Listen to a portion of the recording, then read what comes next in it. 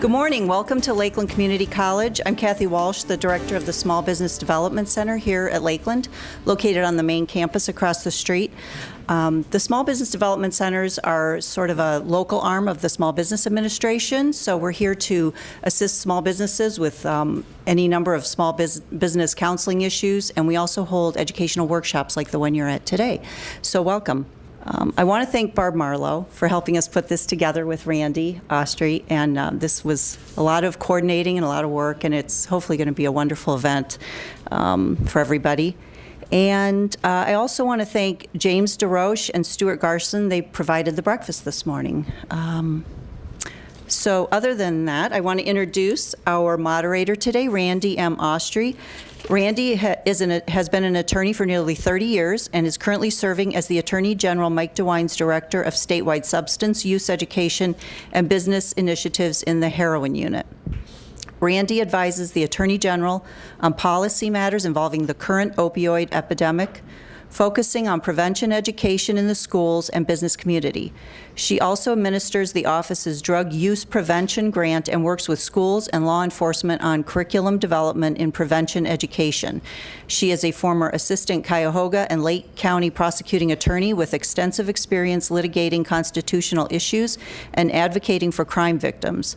Her legal career includes serving as a commissioner of the Ohio Court of Claims Victims of Crime Division, appointed by the Ohio Supreme Court Justices, the former managing attorney of the Cleveland Regional Office, appointed by Attorney General Mike DeWine.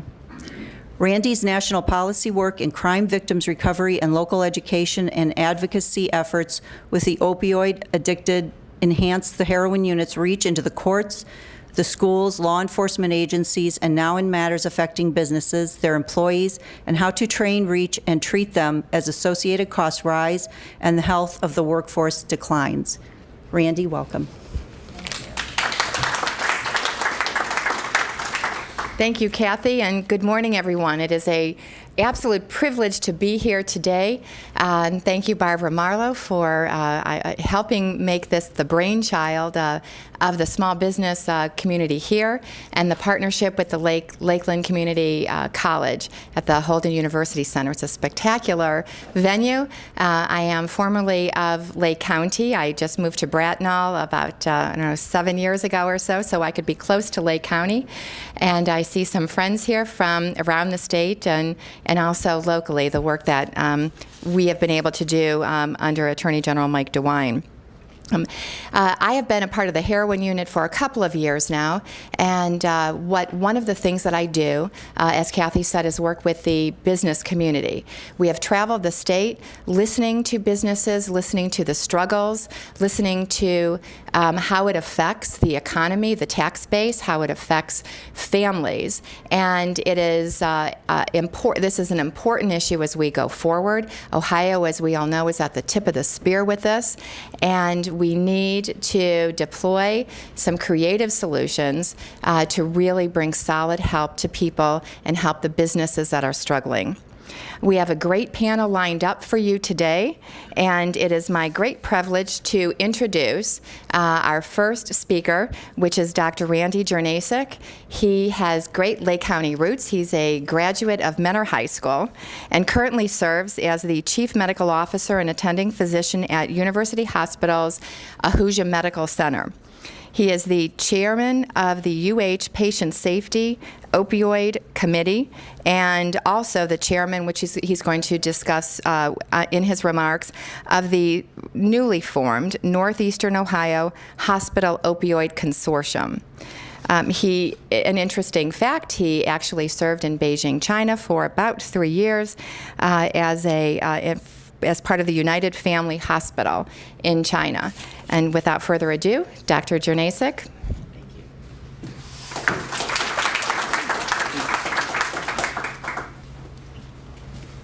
Good morning, everybody. Is that working? Good. Well, so I usually like to walk around the room, and I'm told that I have to be kind of anchored here, so we'll see how this goes if I start to wander.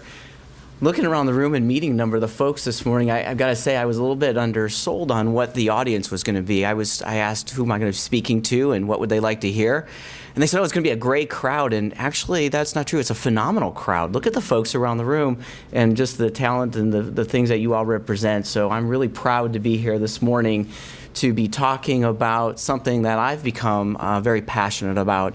I'm not a psychiatrist. I'm not a addiction medicine physician. But what I am is I have a long history of both primary care and emergency medicine. And I've seen the opioid crisis from those perspectives and how devastating it can be from many different levels, and seeing it affect patients directly and families in our communities.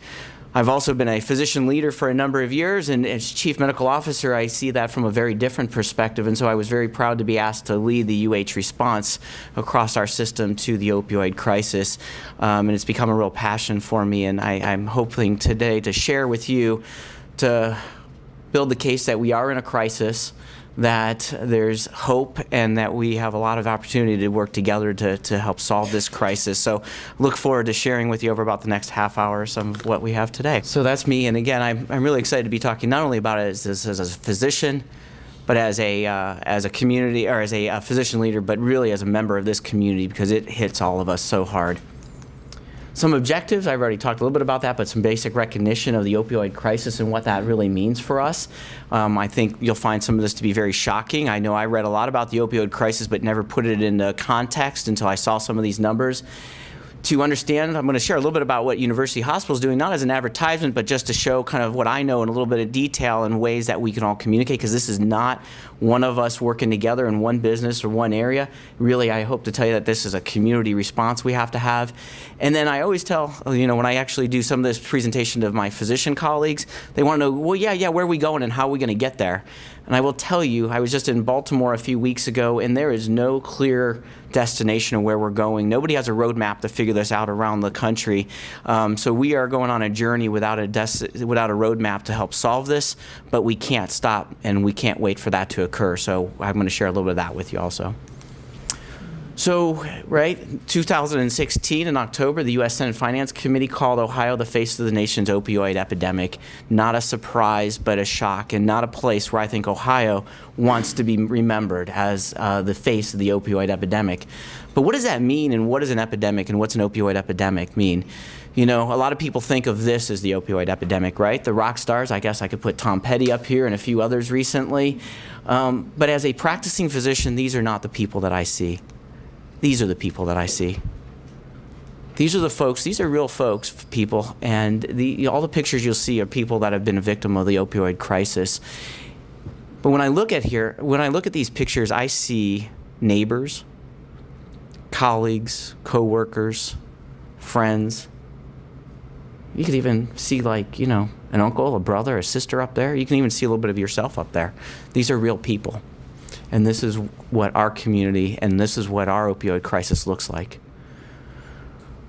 So to define an opioid crisis, first you have to define what an opioid is. I promise you that this is going to be very little. This is probably the only clinical part you're going to hear from me here, I hope. And call me out if I do get any more clinical. But what is an opioid?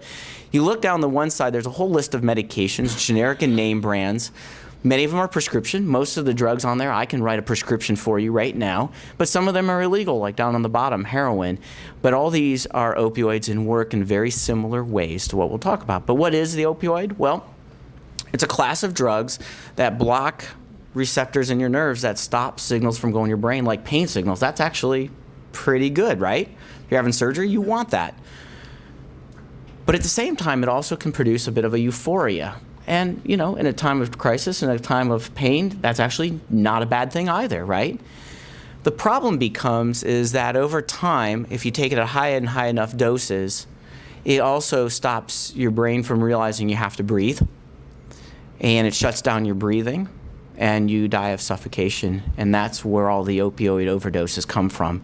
And that is obviously why we have this crisis. It also leads to the addiction aspect that we'll talk here about. That leads to that. So some definitions, I thought it was fair because there's a lot of definitions out there.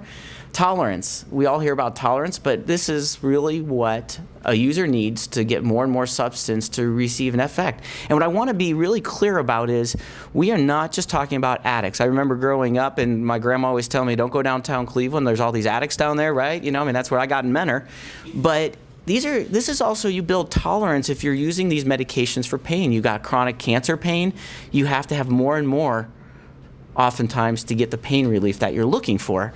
It builds up tolerance, and that's how these drugs work. Physical dependence.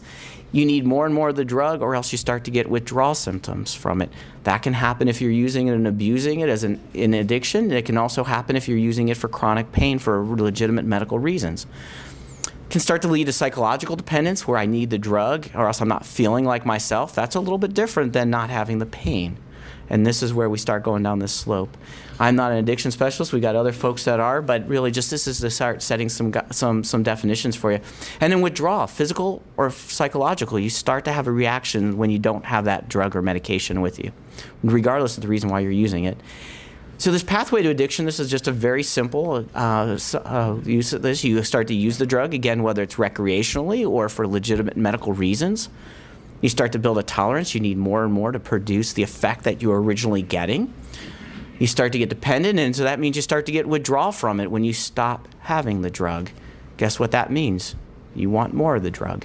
And pretty soon, over time, and not for everybody, not everybody becomes addicted, but over time it can lead to addiction where you lose your control of that habit. You got to get more and more of that drug for whatever to fight that withdrawal and to help with the symptoms or the feelings that you were trying to use for the medication for. I kind of like this cartoon a little bit better. This shows the kind of normal balance. You got a lot of things going on in your head that you're thinking about. Your family, your food, your television, your school, your work, your kids.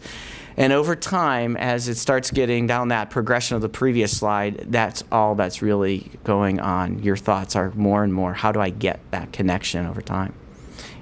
I don't know about you, but I love my ice cream. And I can't turn that down sometimes. And I can't imagine how overpowering this can be for people. And just put it in a little bit of perspective. How fast does it take when you go to bed? Nobody goes to bed wanting to wake up tomorrow as a heroin addict. I can tell you that. Nobody does. But 6 to 12 hours, when you start getting these symptoms of nausea and vomiting and bad symptoms of withdrawal, when you wake up in the morning, the first thing you're starting to think about is, how am I going to get that next dose so I don't go through withdrawal? Because why? Because it's scary.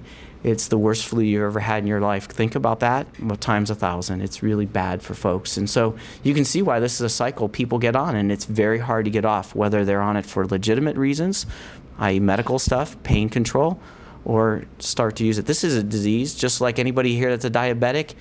You said, I want to be a diabetic tomorrow? No. You said, I don't want to be a diabetic tomorrow? That's true. Most addicts do not want to be an addict tomorrow, but we got to really start thinking about this differently. It's not a choice, unfortunately. And we'll talk a little bit about that here later on. Well, let's put it a little bit into context, if you will. So I told you a little bit about, I said an opioid epidemic. I talked a little bit about what an opioid is. But does that mean we have an epidemic? And I'm hoping that over the next few slides, you're going to agree with me that we're in an epidemic here. This is a death toll. This is across the United States alone. Mind you, the United States only, not internationally. And this is the curve from 2002 to 2016 of the deaths that have occurred across the country. And you can see that that curve is nowhere near going down. It's going in the wrong direction, right? 42,249 deaths in 2016 in the United States. We're starting to get some of the real numbers from 2017. That lags a little bit, and I didn't update this slide, but the numbers, I will tell you, have continued to go along that trajectory of that curve. If you think about that, what would happen if a 747 dropped out of the sky tomorrow? What would happen if one every 3.5 days fell out of the sky in the United States tomorrow or over the next year? That's what that represents, is 108 jumbo jets, or one every 3.5 days. In the United States of America, what would we do if that was happening here? That's what's happening in the opioid crisis today. So I trained during the AIDS epidemic, and I wanted to put this into a little bit of context. This is, I took that 42,249 and I compared that to an AIDS death statistic that happened, and again, this was just in the United States. We have now surpassed the number of deaths at our peak year in the AIDS epidemic in the United States. We were at 41,699 back in the 1995's time, and we've now surpassed that. And as I can tell you before, that curve is not going down. Look what happened to the AIDS curve, how we got ahead of this. Some misconceptions. Who does this affect? About 58% male, 42% female. Not surprisingly, you know, some of the younger folks out there in the community, 69, 70% in the 25 to 54% age range. But I find the shocking statistic at nearly a quarter are in the 55 plus age range. I have taken care of patients in their 80s who have been utilizing these medications and have been addicted to it. Well, Ohio has the distinct honor of being the face of the opioid nation, and we have some other dubious honors also. Up until not too long ago, if you saw on my first slide, I was very on purpose that slide was very Caucasian. Because up until several years ago, that this was really affecting much more the Caucasian part of our communities. And Cleveland has one of the dubious reputations as one of the epicenters in the country of where the African American community is growing very rapidly in this in this crisis. And so therefore it's really hitting, there's no boundaries to this epidemic and this crisis. I'm sure nobody has missed this. This was out in the press a few years ago. I was actually in China visiting, and this made the newspaper there. Shocking. These grandparents that were found in the car both passed out with the child in the back seat. But you know, overdoses, 42,249 deaths are tangible, right? I can count a death. I can count when somebody comes into my emergency room and dies. I can count somebody at the morgue. What I can't count is all the other significant impacts on life outside of that. Over 2.1 million addicts in the country, and that's just not the addicts that are affected, correct? It's the losses of family. It's what happens to the family members. It's the loss, and this really hits home to you, right? What happens to businesses? I was talking to our snowplow driver and lawn guy the other day, and he was saying he just can't hire people right now to drive because of so many people that can't pass drug tests. I see a lot of heads nodding. You all see this, right? The economic effect of this and your ability to run businesses and to lost productivity, in the healthcare society, in the sector, we're seeing increasing diversion of drugs. It's a huge issue in healthcare, but that's not the only area where we're seeing this affecting our society. I have another slide that I'll show a little bit more on that in a moment, but this is just bringing it down closer to Ohio. This was, again, a little bit outdated, 4,235 deaths in just the state of Ohio. And again, this curve goes up as dramatically as before. But what I want to do is I like this curve a little bit better. This is the same blue as you saw on the previous one, the deaths. What this has is in the yellow are all the overdoses that don't lead to deaths. So about 5 to 6 overdoses leading to 1 death. This doesn't count for all the other people that have the addiction.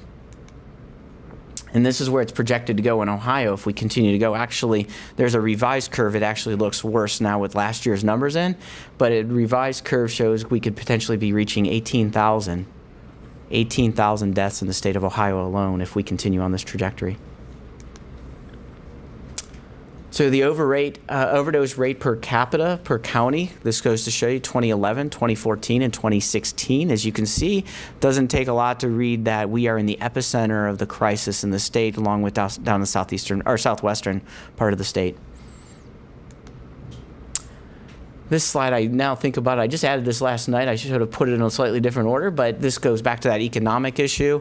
From 2001 to 2016, $1 trillion impact on the country when you look at both healthcare costs, right?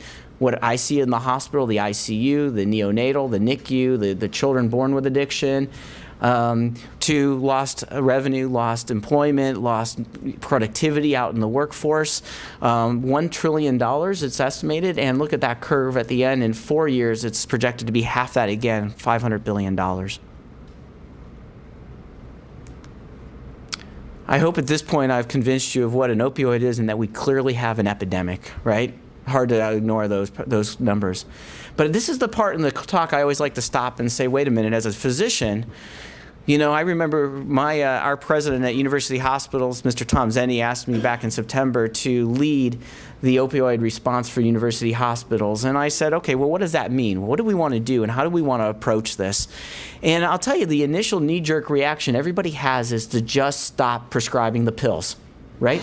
But this is why I want to stop here and recognize that for as life-damaging as potentially these medications have been, they're also life-saving, right? Modern surgery, modern advances in medicine could not have been had without these medications.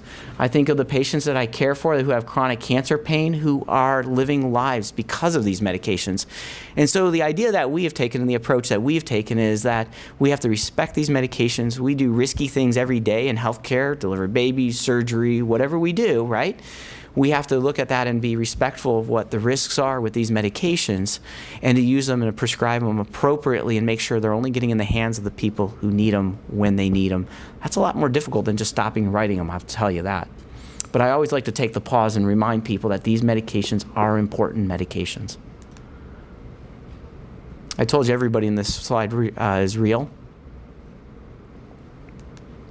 So causes of the crisis. I've sat in a number of different communities and different settings, healthcare workers, et cetera, and I've talked about what's the reason for the crisis. Why are we in this crisis?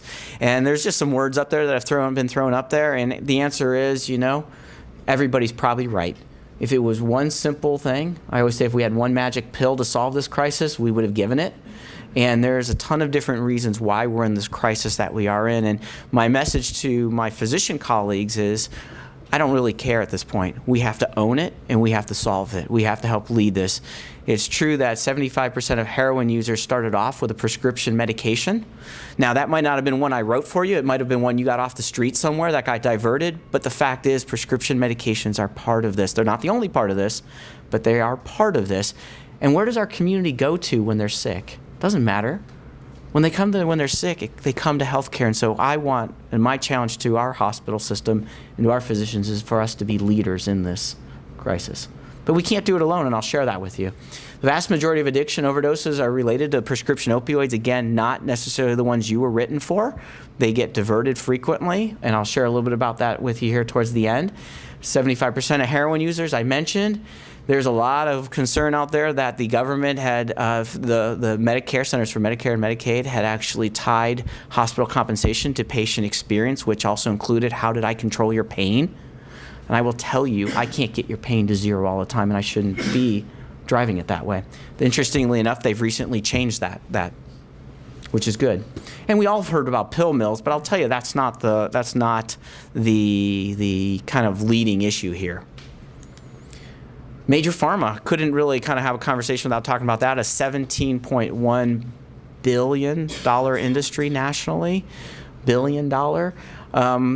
There's a lot of things, and I'm not going to try to stand up here and argue whether it was legitimate or not, but I would remember in my training when OxyContin first came out, I dated myself for any of you that might be physicians in there, but in the room.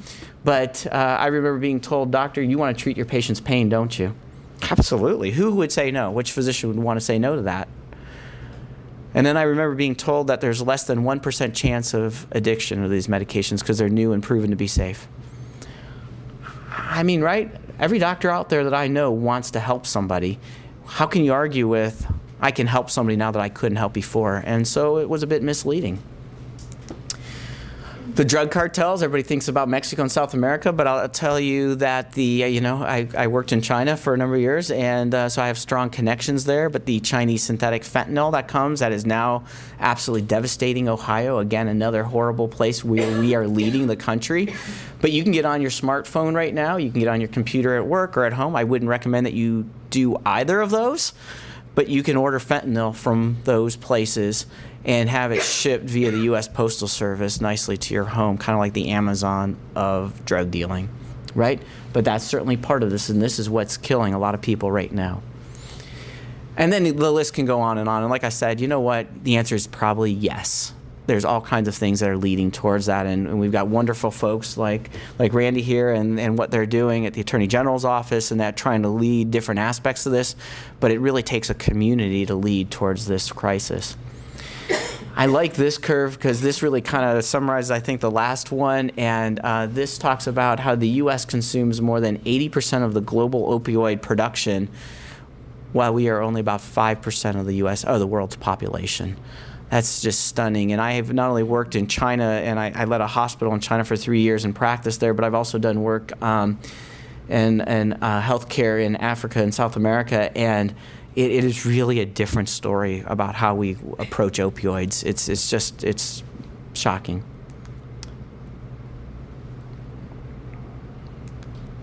So just very briefly, again, I'm not here to be a commercial for UH, but I want to tell a little bit of a personal story about how we're trying to lead this and what it is. And I'll tell you, when we first started having these conversations, we knew we had to do something. We knew we had to step up. And the challenge was, we want to be leaders in this area. And I was just in Baltimore because we were recognized as leading some of this work nationally. Tom Zenti, our president, gave the keynote speech at a symposium. But this has really been a challenge, and it's been our evolution has been how we've been thinking about how we want to do this. And I tell you, early on, we thought we could do this, and we were just going to stop writing for medications. And we were very naive early on because these medications are so important. And we can't do it ourselves. Really, we have to partner with folks throughout the communities and throughout the region, and we are doing that. The Northeastern Ohio Hospital Opioid Consortium, as was mentioned in my intro, is, I think, fairly unique, right? You see up there the university hospitals, the Veterans Administration, Cleveland Clinic, Metro, and St. Vincent's, all considered competitors. But as Tom Zenti said, this is not about market share. This is about what's doing right for our community. And I'm fortunate to be the inaugural chair. We just got this up and launched over late October, November. And I think we're actually really starting to get some traction under our feet and coming together about how we go ahead and approach this, because frankly, patients going back and forth between all of our systems, and we should be sending the same message. And so we're working on those areas to partner. Within the university hospitals, I told you initially we were looking at opioids, and this is not quite ready for prime time what I'm showing you here yet, but it's really where our evolution of our thoughts are. It's no longer just about opioids, it's about how do we manage people in pain, right? Whether it's physical pain, whether it's psychological pain, or combination, which is oftentimes the case. But we're really trying to look at taking a holistic approach to this, and we're developing an institute, which is what we do to address patients in pain no matter where they are.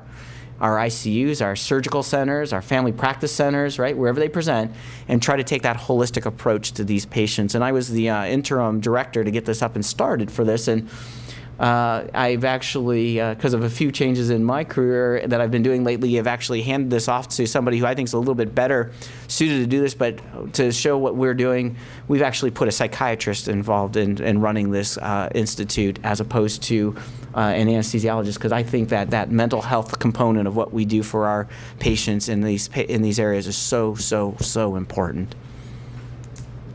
And these are just some of our guiding principles: the highest quality care system-wide. Mr. Zenti said everywhere we touch a patient, and I mean everywhere, and that's where we're trying to shoot for. That's a big, tall order, and that's what our institute model comes from. Looking at diverse departments across the system, believe it or not, it's not very uncommon in large institutions where people don't always communicate very well at that good, because we're geographically spread out. How do we make sure we're communicating well to get that good handoff to the patient in the right place? Focusing on making sure that this is the best patient experience as we do this.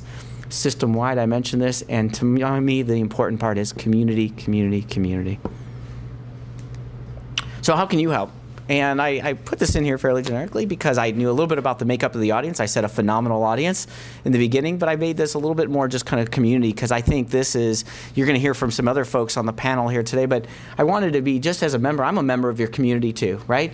And so how can I help, not just as a chief medical officer and leading the opioids, but how can any of us help? And I'm going to go through a couple of these slides, and I'm almost done here. Recognize that it may be in your neighborhood, your place of employment. Take opioids only when you need them, dispose of opioids properly, advocate for more access to addiction treatment and mental health, and be a part of the solution. It takes a community. We can't do this by ourselves. So I'm going to touch on a couple of those very quickly. Recognize that it may be in your neighborhood, your place of employment. One of the biggest issues to this is the stigma. and trying to make sure you did not choose to be a diabetic, you did not choose to be an addict. Yes, maybe you did take the medication and recreationally the first time, but most people do not continue to do that. We need to get rid of that stigma, and we need to help support this. One of the things that we're working on is what happens when it's your state license that's involved in it, and how do we help folks, because we want to make sure that we are keeping them caring for patients safely and appropriately, but not stigmatizing them in the workforce. More than 1 in 5 Americans are affected from this crisis, and when I say that, it's either through personal addiction, a close family member. I'm not talking about your 8th cousin, or a very close friend. I'm not talking about the pizza guy who delivered. I'm talking about a close person in your inner circle are affected with this. I think it's probably more 1 in 4, but recognize it's around you. I live in Bainbridge. It is there. Think about this as a chronic disease. As I mentioned, diabetes, it's not your choice to be a diabetic. It is your choice to control your diabetes. Heroin users do not wake up wanting to or go to bed doing it. They wake up because they have a withdrawal and they need to be taking care of this illness. Ask questions if you suspect a problem. Sometimes that's just the beginning to make sure you're getting it out. How can you help? Excuse me, talk to your doctor, dentist. My uncle had surgery the other day.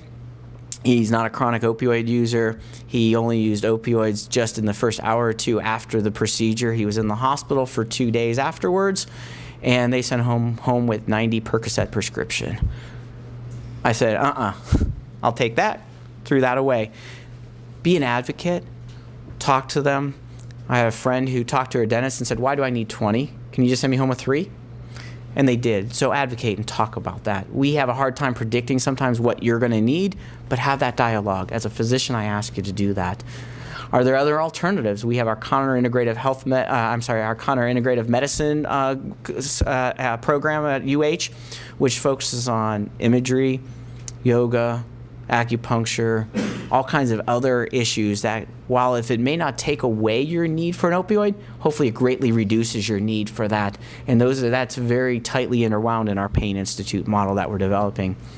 Do you really need so many pills? I mentioned that. Know the RX. This is actually a local Cleveland thing, and there's a website there that you can have, but they have some really good, interesting information on there about kind of things you can do as just a member of the community, regardless of what your profession or background or skill is.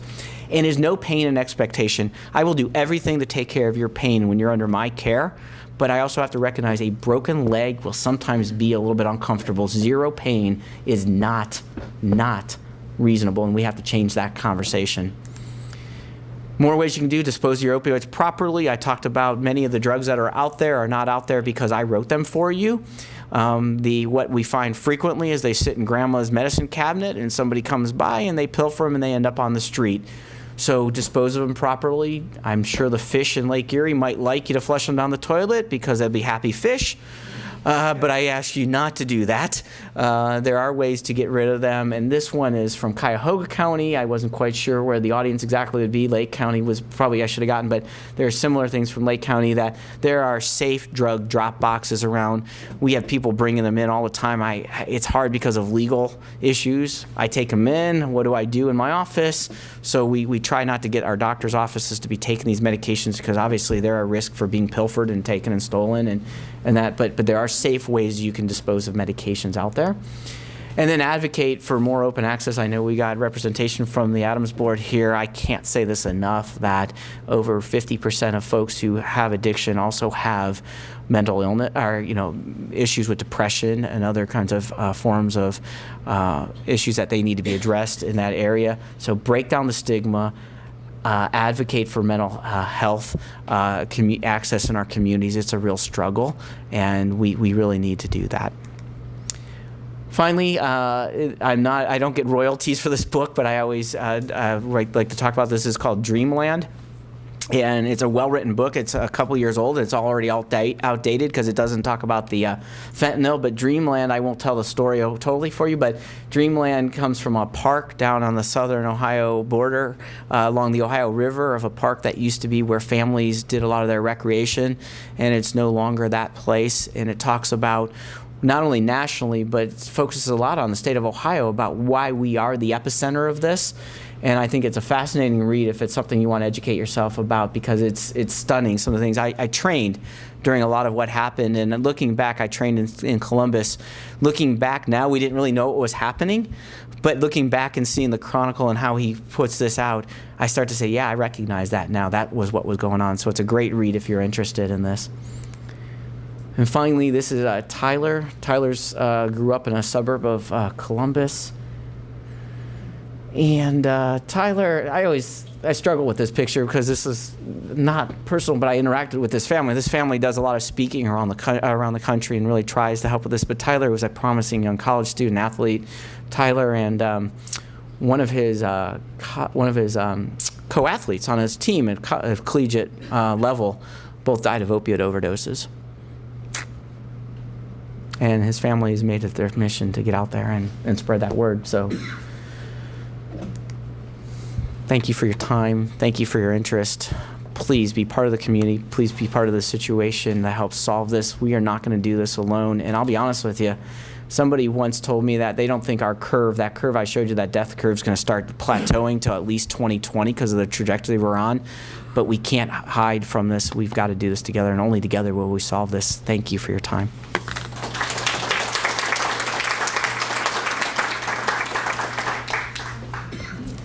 Thank you, Dr. Jurnacic. That was absolutely excellent. Our community is very fortunate and privileged to have someone like you with your the caliber of you as a person, the caliber of you as a professional, and your experience leading up as the Chief Medical Officer for the Ahuja Medical Center, truly.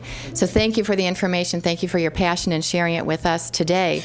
Our next speaker is Karen Pierce, someone who is very near and dear to me in my work professionally as we travel the state. Karen Pierce is the Managing Director of Policy Development and Training for a local company of Ohio called Working Partners. Working Partners is not only a strategic partner and alliance with the Ohio Attorney General's Office Heroin Unit through our business work, but it's a training and consulting firm specializing in helping workplaces minimize the risks associated with substance abuse. Karen has served as the director of the Drug-Free Workplace Community Initiative, which is a private-public partnership with the Ohio Department of Mental Health and Addiction Services, to address the economic threat of substance abuse by employees and job seekers in our state, which is the absolute heart of what this seminar is about. Karen has worked in the alcohol and drug profession since 1982. I consider Karen Pierce and her colleague Dee Mason of Working Partners really a statewide treasure in this arena. Karen's devoted the past 25 years of her career to drug-free workplace issues. She currently serves on the board of directors of the Prevention Action Alliance and the Alcohol Drug Abuse Prevention Association of Ohio's Prevention Think Tank. She has received several distinctions for her work in the prevention field, including the Alcohol Drug Abuse Prevention Association of Ohio's Excellence in Prevention and Prevention Advocate Awards. Interestingly, we just partnered together with the Ohio Chamber for the Ohio Employer Opioid Toolkit, which is a free online set of 5 modules that offers free of charge to any business in the state of Ohio very solid, practical steps you can take as a business owner, which includes policies, procedures, second chance agreements, and PDFs that are drawn down. Hopefully Karen will be able to share that with you, and it's found free of charge at ohiochamber.com, a partnership with Working Partners, the Ohio Attorney General's Office, and Anthem. And without further ado, here's Karen Pierce.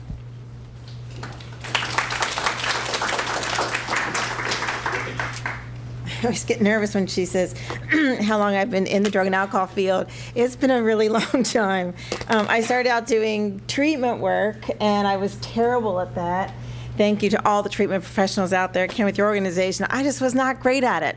And I started doing prevention work, but it was back in the Just Say No era where we really didn't have a lot of evidence behind us to really know what we were doing. And that's changed a lot, but I have devoted the last 26 years to doing work in the workplaces. And I got to tell you, I'm incredibly biased, but I really believe two very powerful places we can wrap our hands around this issue is in my family. I really believe I had a lot of impact with my two children, and in the workplace. Businesses, you are powerful to be able to address this issue. How many of you in this room administer your organization's drug-free workplace program? Handful of you? Okay. Before I forget, I never mentioned resources that I bring. So, opioid infographic out on the table that talks about workplace-specific statistics. An infographic about the Ohio Chamber's toolkit. I'll talk a little bit about that, but make sure you grab this that gives you information on that. I want you to kind of put your workplace, your business glasses on, because we're really going to be looking at this issue really through the eyes of business. I'm giving you some statistics also. Hopefully not too many of them will be duplicative, but I really want to look at workplace in particular. So let's look at a couple things. First of all, working partners. Randy already mentioned this. We're a small training and consulting firm. We do a lot of projects, but a lot of our work is geared directly with the employer to help them minimize risks associated with the harmful use of substances. I do need to tell you coming out of this shoot that when we look at drug-free workplace issues, it really is a combination for me of things that are legally sound and things that are operationally sound. So particularly with prescriptions, which we're going to talk about in a moment, the legal side of that, we have to be respectful in the workplace about what we legally can and can't do around prescription medications.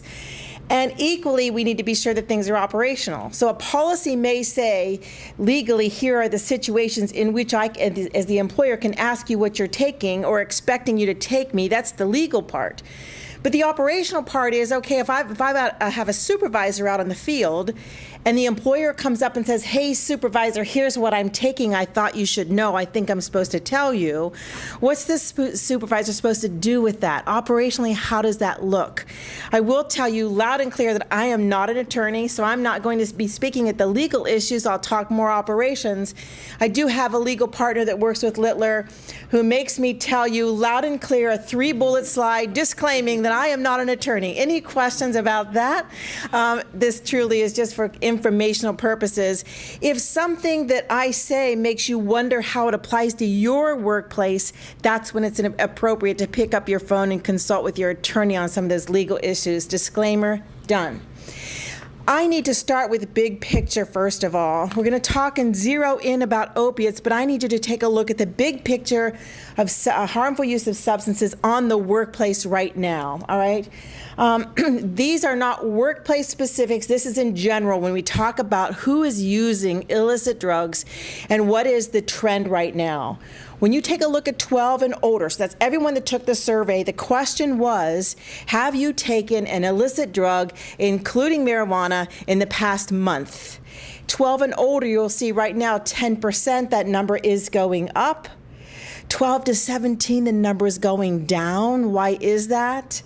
People typically say, well, prevention. Well, it's more than prevention. It's evidence-based prevention happening in the schools, et cetera. But look at the employment age. When you look at 18 to 25, 26 or older, again, those numbers are going up. And that's an illicit drug in the past year, or past month. We know that 70% of people involved in the harmful use of substances are working. They're not hanging out in the streets, they're working. Now, there is a data source. Unfortunately, I don't have a lot of data sources that look directly at workplace. But the one data source I do have is to take a look at drug test results. It gives me a little bit of a fingerprint of what's happening directly in the workplace. Let me give you a couple of things. First, the bad news. I will tell you that Quest Diagnostics, are you familiar with Quest? Obviously, for medical testing, also one of the largest providers of workplace drug testing. When I started in this field in the late 80s, if you take a look at the chart and look at the rate of positive tests, it has been phenomenal that that rate has decreased significantly from the late 80s when they started collecting the data. We saw a little uptick in 2003 with the rate of positive tests, I'm not sure why that rate went right back down.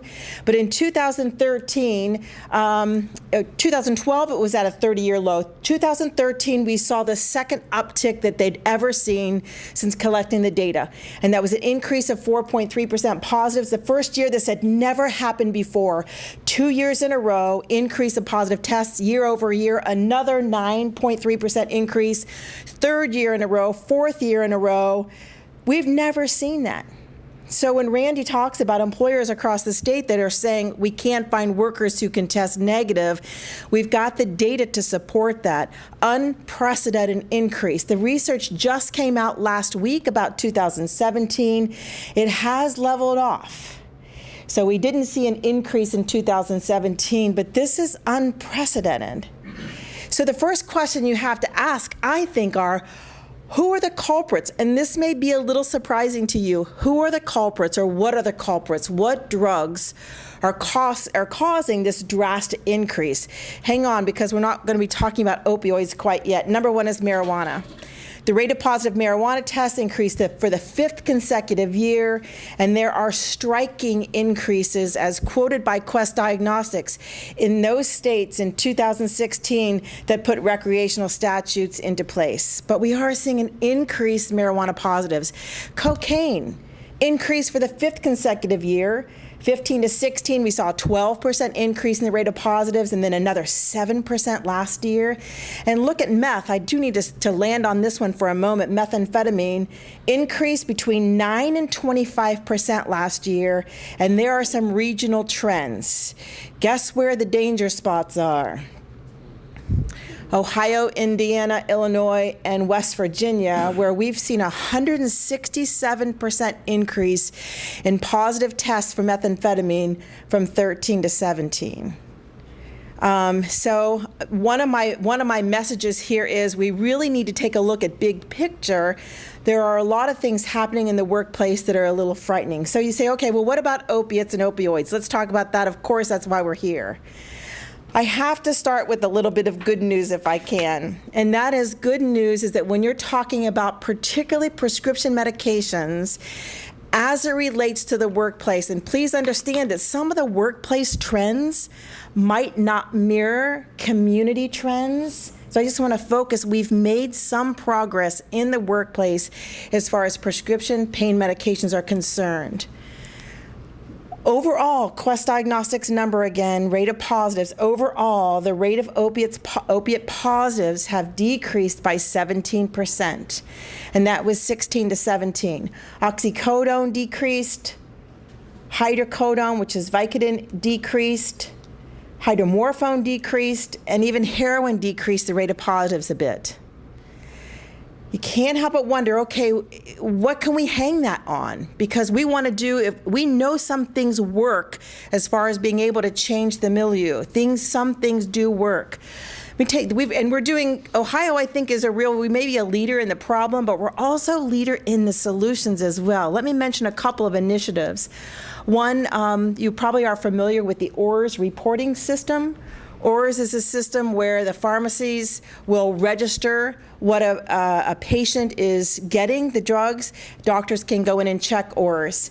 There has been, over the years, a 4,900% increase in ORS inquiries, meaning the doctors are going to check. 28.4% decrease in the opioid doses dispensed, and we've seen an 88% decrease in doctor shopping with prescription meds. Does that taking care of the whole problem? No. You ever been to the county fair and played whack-a-mole, where you hit one mole on the head and another comes up? We've seen that with some of the illicit types of opioids and opiates, but we are seeing some changes in what's happening with doctor shopping, etc. The Bureau of Workers' Compensation, I'm not sure if you're going to speak about this, but in 2011, they took a look at their workplace data and realized from the prescriptions that they were funding to employees that, what's my number here, 8,000 people were dependent on opioids from the medications that were paid for by the Bureau. They put a pain management program into place, and that number has been cut in half as far as what employees are using. So we are seeing some areas of some progress. Quest Diagnostics, hang with me with this long quote, but they say that the depth of our large-scale analysis supports the possibility that efforts made by policymakers, employers, and the medical community to decrease the availability of opioid prescriptions and curtail the opioid crisis is working to reduce their use. I do believe we have to look at some things that are working so that we can model more programs to see more success. But, of course, there is some bad news, and I don't ever know whether to start with the bad news or the good news first. But the bad news, the overdose deaths are out of control. We know that, especially related to illicit drugs. Couple of statistics nationally, the rate of overdose deaths up over 14%, leading cause of accidental death. In Ohio, our death rate was up 39% between 16 and 17, and that makes us only the third, we had the third largest increase among the states, number 3 on the list of increases. 14 people a day. 80% of the folks that were involved in overdose deaths had a history of prescription drug use, including opioids, and the impact to the available workforce, because I really think that's significant when you're looking at employers. You can look at applicants, you can look at current employees, but then you have workforce, potential employees, and if you just take a look just at the ages of the people in Ohio, they are of employment age. 750 people last year in 2016 between 44 and 54, 915. So people that could be in the workforce that are not because of overdose deaths. Couple folks at OSU doing some really interesting work trying to measure the impact of opioids on the workplace, quoted saying one way of looking at the estimates for opioid abuse and dependency is that it could account for 1/3 to more than 1/2 of the decline in workplace participation since 2017. That's a very significant impact. And when you look at that available workforce issue, plus employers saying we can't find applicants that can test negative, we've got some issues to deal with. Financial implications, there are lots of those. I'm just going to mention a few. There are a few more on the opioid infographic here. A study that just came out was taking a look at how much employers are spending on prescription opioids, and that spending actually is down. Interestingly, however, the spending for treatment, what employers are paying for treatment, increased sharply. And another interesting thing about the statistic is it wasn't necessarily the employer that was going into treatment. Over half of the costs were associated with what? The employer's family members, children going through treatment. Again, our workforce of the future issue. Overall, the cost of the nation's opioid crisis has exceeded $1 trillion. You probably read that not too long ago, and the doctor mentioned it a moment ago. So what's an employer to do despite the current drug trends? And I think this is really important to take a look at that, is that there is an antidote that workplaces can administer to address any kind of harmful use of substance, no matter what the drug is. Some of you may have seen this picture before, but anytime we're talking about trying to wrap our hands around the harmful use of substances and addiction, the response has to be varied. We call it the continuum of care. So we have to do things on the left-hand side. We have to do health promotion, wellness promotion. We need to do prevention, and prevention does include education, but it also includes things at the micro level, like public policy, that can influence people not even starting to use. So we need to do promotion work, prevention work. Obviously, we need to do treatment work, and we need to support people in recovery. We can't focus on just one slice of the pie. We really have to have efforts that go across the continuum. We need to do that in our communities for sure, and Kim will probably speak of that, but we also need to mirror this continuum in the workplace. And doing prevention with adults is not too late. There are things we can educate adults about that really can prevent them from needing treatment, or needing to be in recovery. Not Karen Pierce, not working partners, but the best strategy for addressing both prevention and responding is a comprehensive drug-free workplace program that is current. So 5 elements of a drug-free workplace that employers can put into place to prevent and respond. First of all, involves a policy and operations. We've got to educate our employees. Need to do supervisor training, testing in whatever dose is appropriate for the particular workforce, and finally, assistance. Last year, Randy mentioned we were involved in a very large-scale project across the state for workplaces. We did a survey involving over 3,000 businesses. You might have taken the survey, but I've got a couple of survey results to show you in this next section. Number one is that 1 in 3 employers don't administer any of the 5 components of a drug-free workplace. So this truly is an antidote. This is something the workplace can do, but a lot of us still aren't doing that. I will put a plug in briefly for the Bureau of Workers' Compensation's drug-free safety program, in that if an employer will do those 5 components of a drug-free workplace, they may be eligible for a rebate on their workers' compensation and grant money to help them do to help them write a policy, to help them do their education and training. Quite an opportunity. So let me just touch on each of these 5 things quickly. Policy plus operations. The policy needs to be written, needs to be customized for the organization, and it needs to be legally sound, of course. We need to have written operations so that the supervisor does know what to do if somebody presents them with information about a prescription.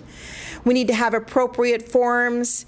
It needs to be consistent with other practices and policies. Obviously, we need to have union blessing, and it does need to be state-specific. One of the things we know about drug-free workplace is that the states around all kinds of different drug issues can vary from state to state. The second component of a drug-free workplace is education, and I really believe that for current employees and their children, the workplace is a pretty amazing place to be able to do some real prevention education. Employees need to be given notice about the policy and sign off. It's not easy to pull employees off the job and teach them things, but doing that annually is important. It's got to be relevant because education really can motivate and it can prevent. When you take a look at just the opiate epidemic, when you consider that 4 out of 5 new heroin users started out misusing prescription painkillers, the workplace is a perfect opportunity to educate employers about safe and responsible medicine practices. We also know that kids of parents who talk to them about drugs are 50% more likely to use. I think, again, the workplace is a perfect opportunity to give tools to parents so that they can talk to their children. With supervisor training, it does need to be annual as well. Supervisors have a lot of power. They're the eyes and ears of the organization. But barriers do exist. They're uncomfortable confronting people. Sometimes their own use gets in the way of them being able to confront. So when we do training, we need to give them the skills. We need to support them. And most importantly, we need to give them procedures for how to respond. I know back in the old days when I was doing drug-free workplace supervisor training, a long time ago, true confession, I would run around to the workplace with my little suitcase of fake drugs, and I would hold up the suitcase and I would point out, here's what the different drugs look like, here's what the employee looks like if they're under the influence. But I gotta tell you, that's not the information supervisors need. They need to know what to do if they see it. And they need to be motivated to do that as well. Testing, a couple important things about testing. We need in our policies to talk about when we're going to test, how we're going to test, and most importantly, what we're going to test for. The survey that I talked about before, when you focus on the issue that the test, hang with me, this is a tongue twister, the test only tests what you tell it to test for. Employers need to know exactly what their drug tests are looking for. Now the survey result, the survey that we did said that only a third of businesses don't know what they're testing for. Take a look at this real quickly. In the old days, if you've heard of a 5-panel drug test, these are the only drugs that were picked up in the drug test. Amphetamines, which are UPS, cocaine, marijuana, PCP, and opiates. And opiates, in the purest sense of this word for this test, only meant organic opiates. Heroin, codeine, morphine. That's it. Not testing for OxyContin, not testing for Vicodin, etc. Earlier this year, the Department of Transportation said that for Department of Transportation testing, they now had to include those expanded opiates, the hydros and the oxys. And a lot of other employers are testing for these additional drugs.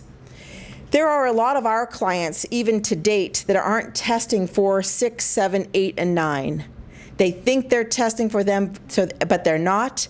So employers really need to pick up the phone, call your drug testing vendor, get a list of what you're testing for so you can adjust that if you need to. The fifth and final area of a drug-free workplace program is assistance. A lot of employers are spending time trying to figure out, do I terminate if somebody tests positive, or do I offer a second chance? And I will tell you, as the workforce availability changes, employers are more challenged with whether to terminate the person and look for somebody else or try to keep the employee. Ohio employers, if you take a look at best practice second chance, only about 30% of them are doing best practice, which means you test positive, you're off the job until 2 things happen. A counselor blesses you coming back and you test negative. Only about 1/3 of employers are doing that, and another 27% terminating. I really believe, and we'll probably hear this word from every speaker, the stigma issue really influences employers' unwillingness sometimes to offer a second chance. We're still hearing people who are dealing with the disease as being junkies and druggies and stoners and entitled. And I really believe from a policy standpoint, that stigma keeps us sometimes from being willing to offer a second chance. Addiction, I think in this situation, not necessarily the drug is the primary issue. One more positive note before I stop. And we are in the land of opportunity right now. First of all, there are people coming together like never before. This type of diverse panel, this type of diverse audience would not have happened 5 years ago. I believe we are challenging the stigma. We're hearing it from the mouths of doctors and attorneys and treatment providers. I do think we are turning the tide and looking at this as the health issue that it is versus the moral issue.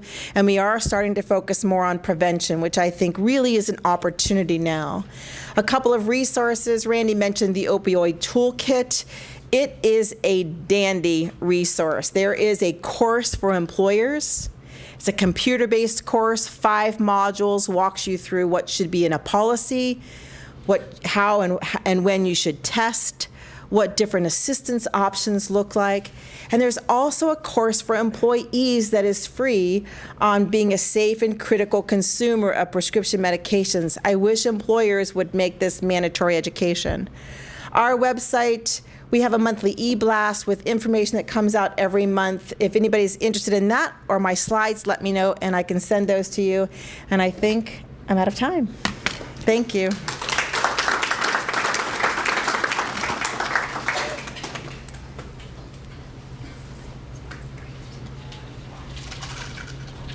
Well, thank you, Karen. Again, another excellent presentation with some really profound results and research. It is encouraging to see that there is some good news to report. The efforts that we've taken in Ohio are working as it relates to opioid use. I think that the overdose deaths, though, have come from fentanyl and carfentanil and that kind of new wave coming in from China. But we are doing a good job. Things are working. And one thing that I wanted to underscore that Karen had said is that related to prevention. and a culture shift. We roundtable this at the Attorney General's office. We have looked at how the culture has shifted with regard to tobacco, with smoking, and how can we affect that same kind of cultural shift when it comes to substance use, drug use.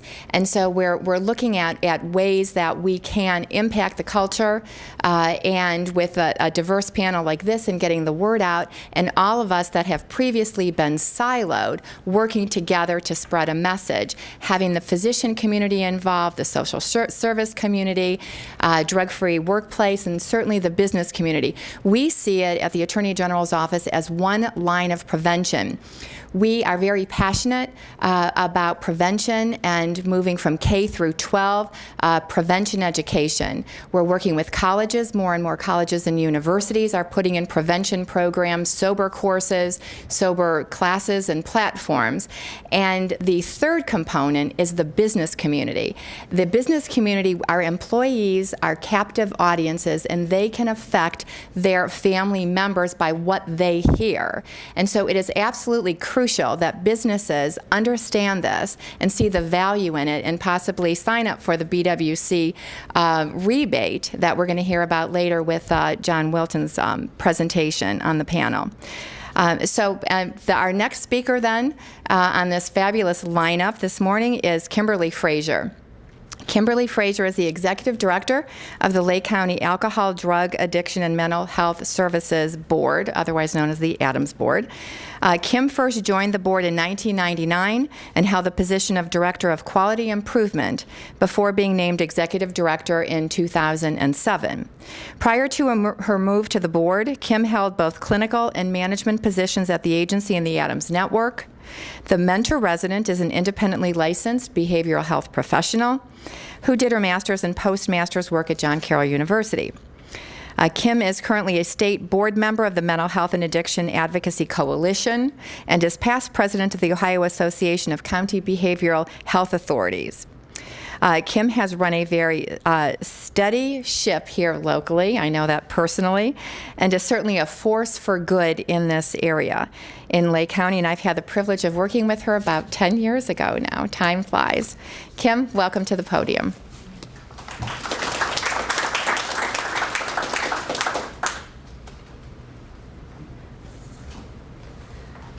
Good morning, everybody. First of all, thank you for taking your morning to be here.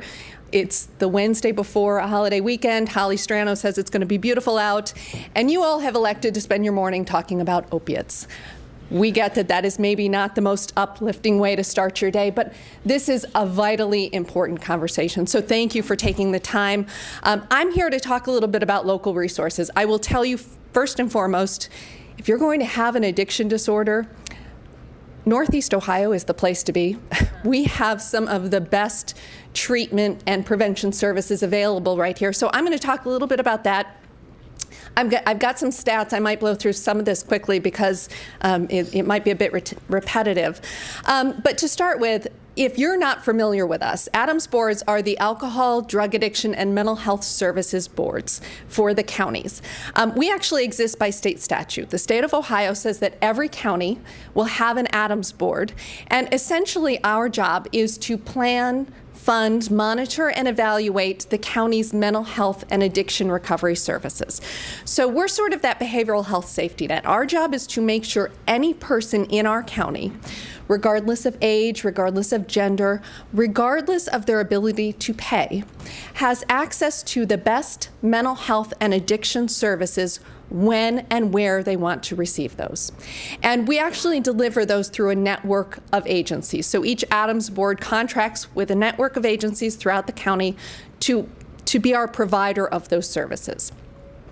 We have existed for over 50 years. For 50 years, ADAMS boards have had this responsibility. As you can probably imagine, in the last couple of years, the majority of our time has been spent on this opiate epidemic, talking to, dealing with individuals, families who are impacted by opiates. And a lot of what we also do is go out and talk about this. I go out literally a couple of times a week and talk to businesses, talk to social service organizations, talk to schools about how this epidemic is impacting our community. One of the things I often do is I start with asking folks, completely voluntary, but how many people in the room know someone, a friend, a family member, a loved one whose life has been impacted by this opiate epidemic? Yeah, that's what happens. When I ask that, usually every hand goes up. Certainly when I think about this epidemic, I think about the clients that we serve. I think about the people who come through our doors at our agencies. I also think about my cousin, who about 10 years ago came back from Afghanistan with a horrific leg injury on copious amounts of opiates. And now today, he doesn't get out of bed in the morning without popping his pills. He lives and breathes by his little white pills. He can't hold a job. He can't be a part of the family. This is his life. I also think about my niece who lives out in Sandusky, who was working a double shift one night at a restaurant and was tired and dragging, and a coworker said, "Hey, take this little pill. This will really pick you up." And now 3 years later, she's lost her job. She's lost her home. She's lost custody of her 3 children. And every single day, she takes a cab from Sandusky to downtown Cleveland to go to the methadone clinic, except for the days when she's scoring heroin on the streets. That's my reality. I am from a nice family, in a nice suburb, in a nice community, and that's my reality. And I think we have to frame the conversation like that, because this is not an us versus them disease. This is not an inner city problem. This is not a rural problem. This is a problem that's happening within the walls of your organization. And that's why we need to educate ourselves, and we need to educate our employees about what's available, about the reality of this, and about how to get help.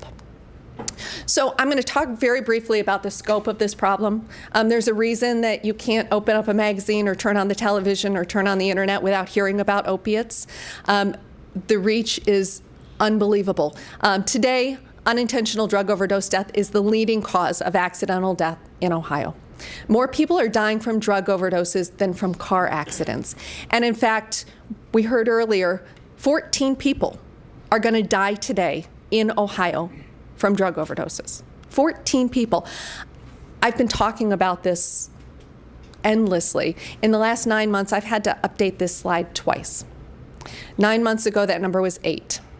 5 months ago, that number was 11. Today, it's 14. And we are going the wrong direction. We know that 1 in 5 teens say they know someone who's abusing prescription drugs. And that number is probably much higher. That means my 14-year-old daughter, who graduates from 8th grade tomorrow, probably knows somebody, a classmate, who's playing around with prescriptions. And we also know that alcohol and drug abuse is among the top 3 leading causes of death for our 16 to 24-year-olds. So it is hitting our young people. But make no mistake, this is hitting every single demographic. We know that substance abuse affects 700,000 children in Ohio. Of those, nearly 14,000 of them end up in the custody of Children's Services due to parental drug abuse. That means this morning, when your alarm went off and you woke up in your bed and you thought about, what do I have to do today? And you climbed out of your bed, 14,000 children in our state woke up, opened their eyes, and didn't see mom and dad. Maybe they saw grandma, maybe they saw an aunt, maybe they saw a stranger because of this epidemic. In Lake County alone, we have 89 children in the custody of Children's Services. And we have more than 1,000 grandparents raising their grandchildren.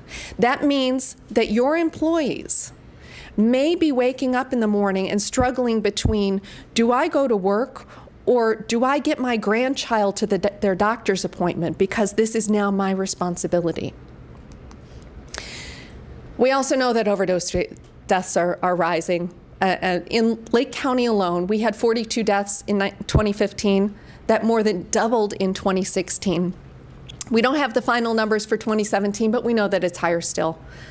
You've heard that twice already. We're going the wrong direction. Some projections say that with the trajectory that we are on, if nothing changes, this epidemic will not burn out, and by burn out they mean kind of level off to where death rates were in the mid-80s, until 2032.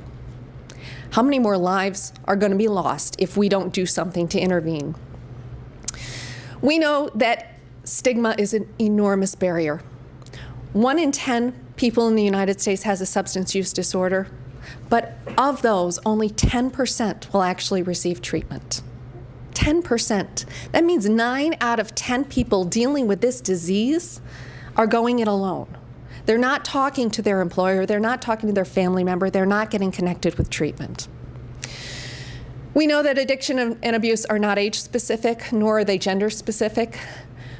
Here in Lake County, in our nice, wealthy, suburban county, nearly every single city and township has lost somebody to an overdose.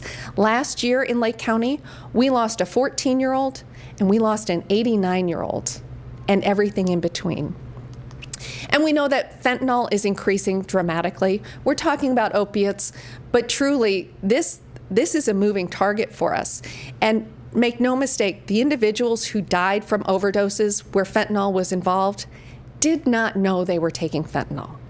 They did not know that was laced in with what they were taking. So let's talk about workplace impacts.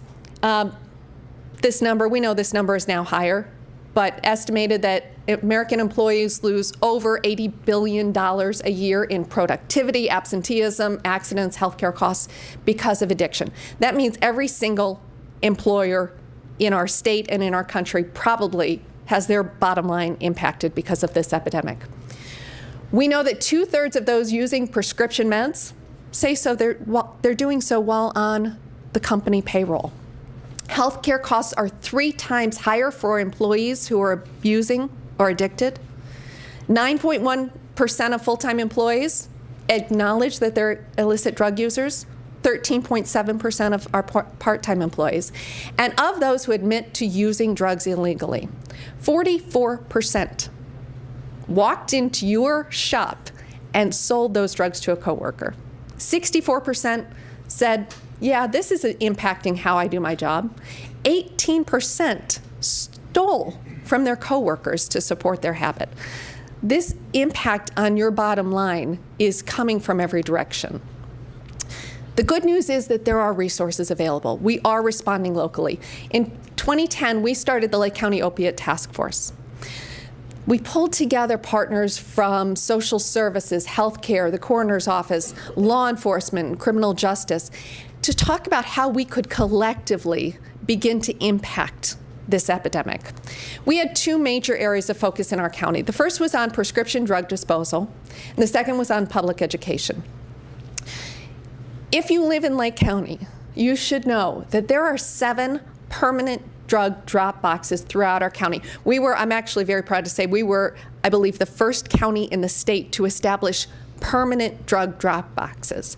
So you can walk into a local police department and you'll see something that looks like kind of a green or gray mailbox. You can anonymously dispose of any medication. It's time for us all to clean out our medicine cabinets. We've got to get these drugs out of our medicine cabinets and out of the hands of our kids or our neighbors or the guy who comes to fix the sink. We've got to dispose of these. To date, here in Lake County alone, we've disposed of 31,000 pounds of unused or expired medications. That's 31,000 pounds of pills that are not in the hands of our kids. And that's a resource that's available for your employees. The other thing that we focused on was public education. We know that our very best defense against this epidemic is conversations. It's talking about it. It's lifting the veil off of this and being willing to talk about how it can impact our kids, our adults, our senior citizens. So we create literature. You'll see on the table out there that tons of literature. We'll make it available to any business, anyone throughout the county. We know the more we talk about it, the better our chances at combating this. This is our newest initiative, and this is a resource that is available for employers throughout our county. This is a partnership between the Lake County Adams Board, our opiate task force, and Leadership Lake County. I mentioned we've been going out and talking to anybody who will listen. I will tell you, the hardest nut to crack has been the business community, getting folks to let us in their doors to talk to their employees. So back in the fall, we partnered with Leadership Lake County, which has the leaders in the business community, and we said, help us open doors. Help us get into businesses, small businesses, large businesses, anybody, to talk about what's the reality of this, to talk about what services are available. And they agreed to partner with us, and I will tell you that the response has been unbelievable. To date, we've done over 100 presentations. We've reached over 3,000 employees in this county. And it's very simple. We come into your business and we do an hour-long presentation, completely free. We talk about the nature of addiction, the fact that this is a disease. This is not human weakness. This is not a character flaw. This is not a failure to pull yourself up by your bootstraps. This is a disease like heart disease, like diabetes, like asthma, and it's also a treatable disease. We talk about warning signs, red flags. We talk about things like Skittles parties. If you don't know what a Skittles party is, Skittles party is when a group of teens get together and they know that they can't get any beer and they know they can't score any pot. So they all go home and go to their parents' medicine cabinet and they pinch some pills out of a prescription bottle because our kids know if a doctor prescribed it, it must be safe, right? And they take them to a party and they put them in the bowl. And the game is, you take a red and a blue, and you take a green and a yellow, and I'll take a pink and a white, and we're just going to see what happens. And this is how our kids are playing around with drugs. And this is not urban myth. This is not a legend. This is happening. And if your employees know about this, then they know to have their guard up. They know to be watching for things like Skittles parties or farm parties. But that's what we do. We educate your employees about what those warning signs are. We talk about ways to fight back, the importance of purging those medicine cabinets. We talk about treatment options. We know that sometimes an employee doesn't want to go to their boss and say, hey, I think I have a problem, I need treatment. And there are ways that individuals can get connected with treatment, free of charge, and anonymously. We want to make every door open when somebody's ready to get help. We talk about resources and how to access them. These presentations are available to any business in our community. So I mentioned we've done over 100 presentations. I have discovered Lake County in the last 6 months. I have gone into manufacturing companies that I've only driven by on Tyler Boulevard. I've gone into hairdressers. We've talked to small businesses, large businesses, anybody who will listen. If it's something that sounds like it would be a benefit to your business, give us a call. We will come out and talk to anyone. And we'll talk to any shift. We've gone out and done talks at 5 o'clock in the morning to catch the tail end of the overnight shift. But this is a tremendous opportunity for you to help educate your employees without you having to be the one saying, hey, do you want to talk about drugs? That's a tough conversation to have. If we come in, it's amazing how people are suddenly willing and able to open up to those conversations. I want to mention briefly that recovery and treatment options are available here in Lake County. We have in our county one of the best and richest arrays of behavioral health services anywhere in the state. Folks in Columbus look to us to say what kind of treatment is working. So I'm not going to go into great detail, but I will tell you that we are continually exploring new treatment options. One of the challenges that we're facing in this epidemic is that there is no silver bullet. If we knew exactly what kind of treatment worked for everybody, we would be doing it. Unfortunately, there is no miracle. There is no silver bullet. So we try new things. We explore new opportunities. We create new programs. Our services are available to anybody. Again, regardless of their ability to pay. We have programming available for children, adolescents, adults, senior citizens. A couple that I want to touch on very briefly. The first is our opiate recovery transition program. So 5 years ago, if you had an opiate addiction and you felt like you really needed help in getting off your opiates and you went to the emergency department and you said, I need to be in a hospital, nobody would pay for it. Private insurance wouldn't pay for it.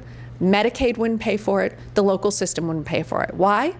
Because the physicians would tell you that it's not a medically dangerous detox. You can detox at home. We know that doesn't work. So today, insurances more and more are willing to pay for some level of detox. We've also invested locally.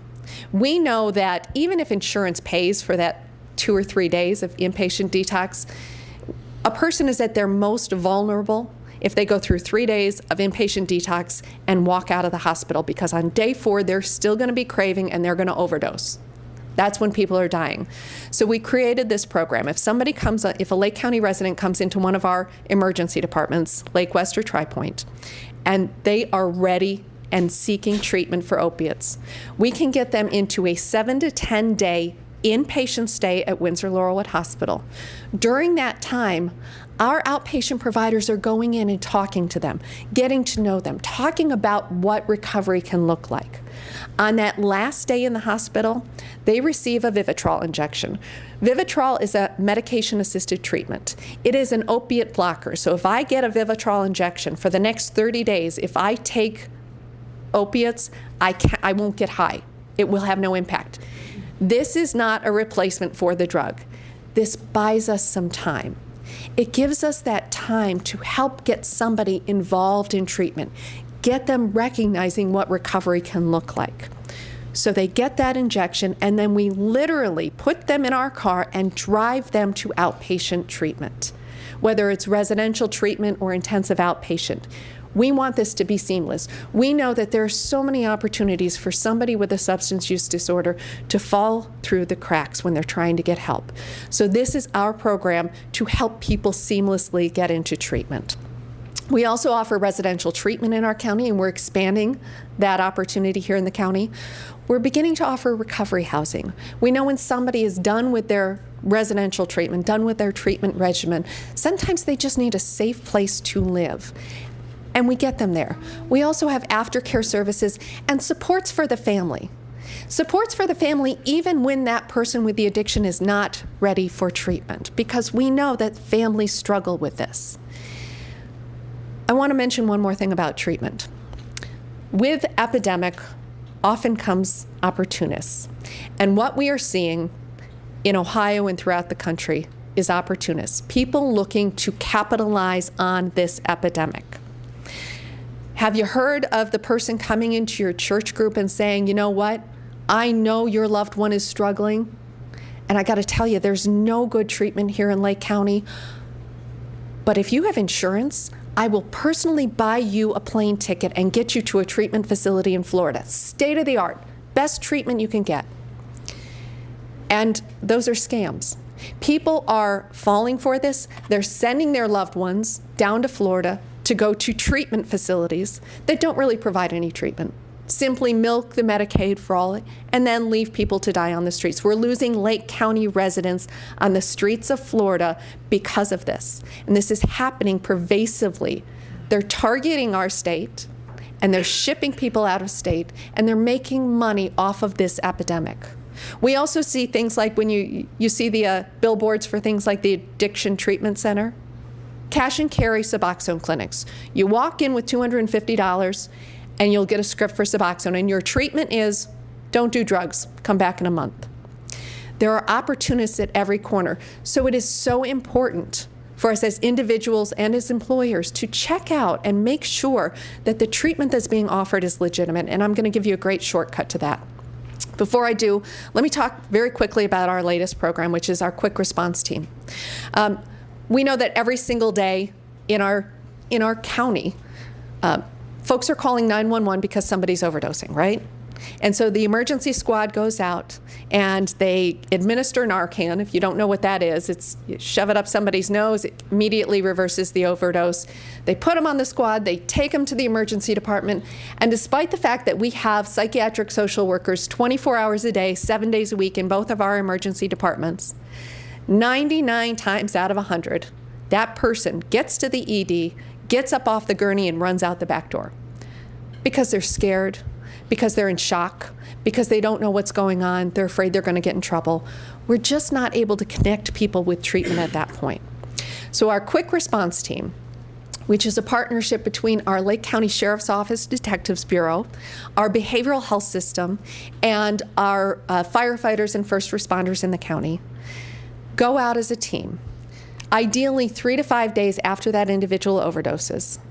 A sheriff's detective, a behavioral health professional, and a first responder, in plain clothes, in an unmarked car, go to that person's house.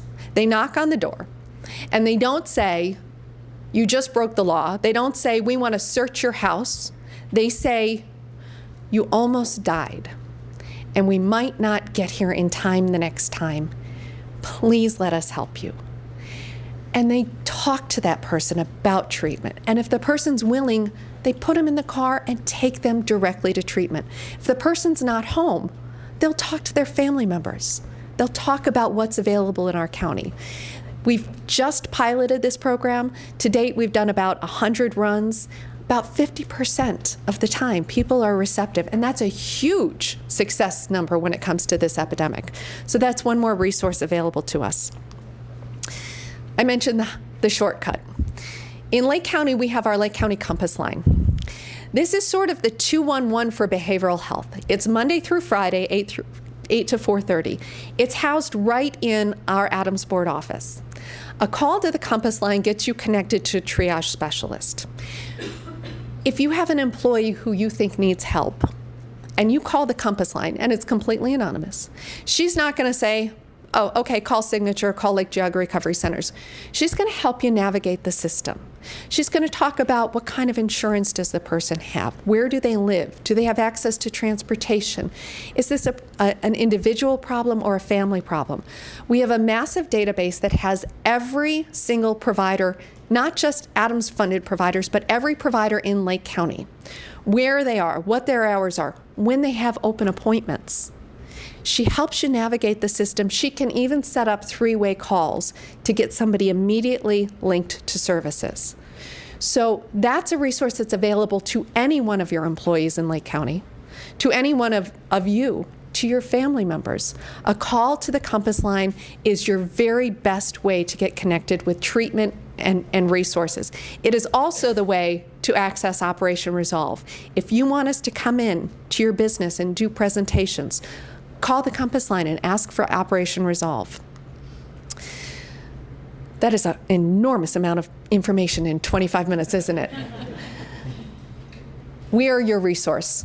Our job is to be here for any Lake County resident, any business. And again, there are Adams boards in every single county in this state. So we should be your point of entry. And a word about those opportunists: if you hear about something and it sounds too good to be true, call our Compass Line. We'll let you know if they're licensed, if they're certified, if they're legitimate, or if they're scamming you. And with that, thank you very much for your attention.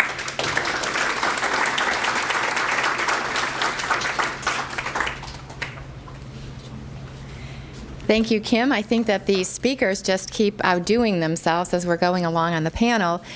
For those of you who haven't met Kim Frazier or had interactions with her, I'm sure that she's convinced you that what I said in the introduction of her, that she is a force for good in Lake County. She certainly is. And while I've had done more work, much more in the law than I have in policy, I can tell you that the work that Kim Frazier is doing with the Adams Board in breaking barriers in the business community is unprecedented.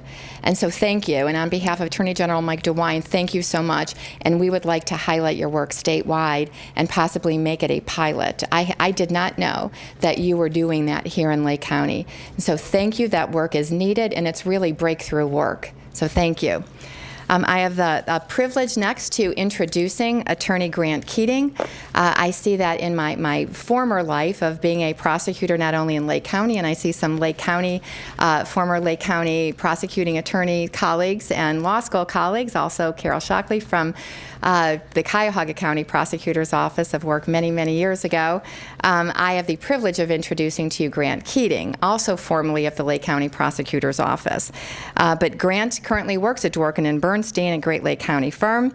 And Grant works in the Business Law and Commercial Litigation Group at Dworkin and Bernstein, where his practice has addressed issues from e-commerce to professional negligence.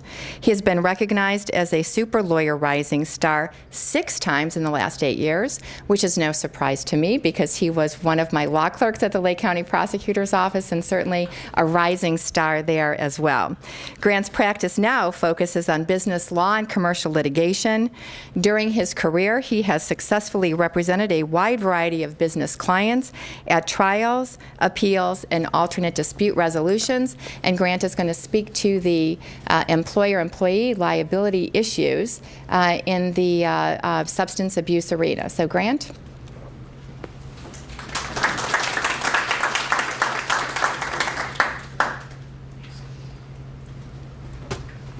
Good morning, everyone. Thank you for being here. I'm filling in for Rick Selby today and Kristen Krause, who lead our employment practice group.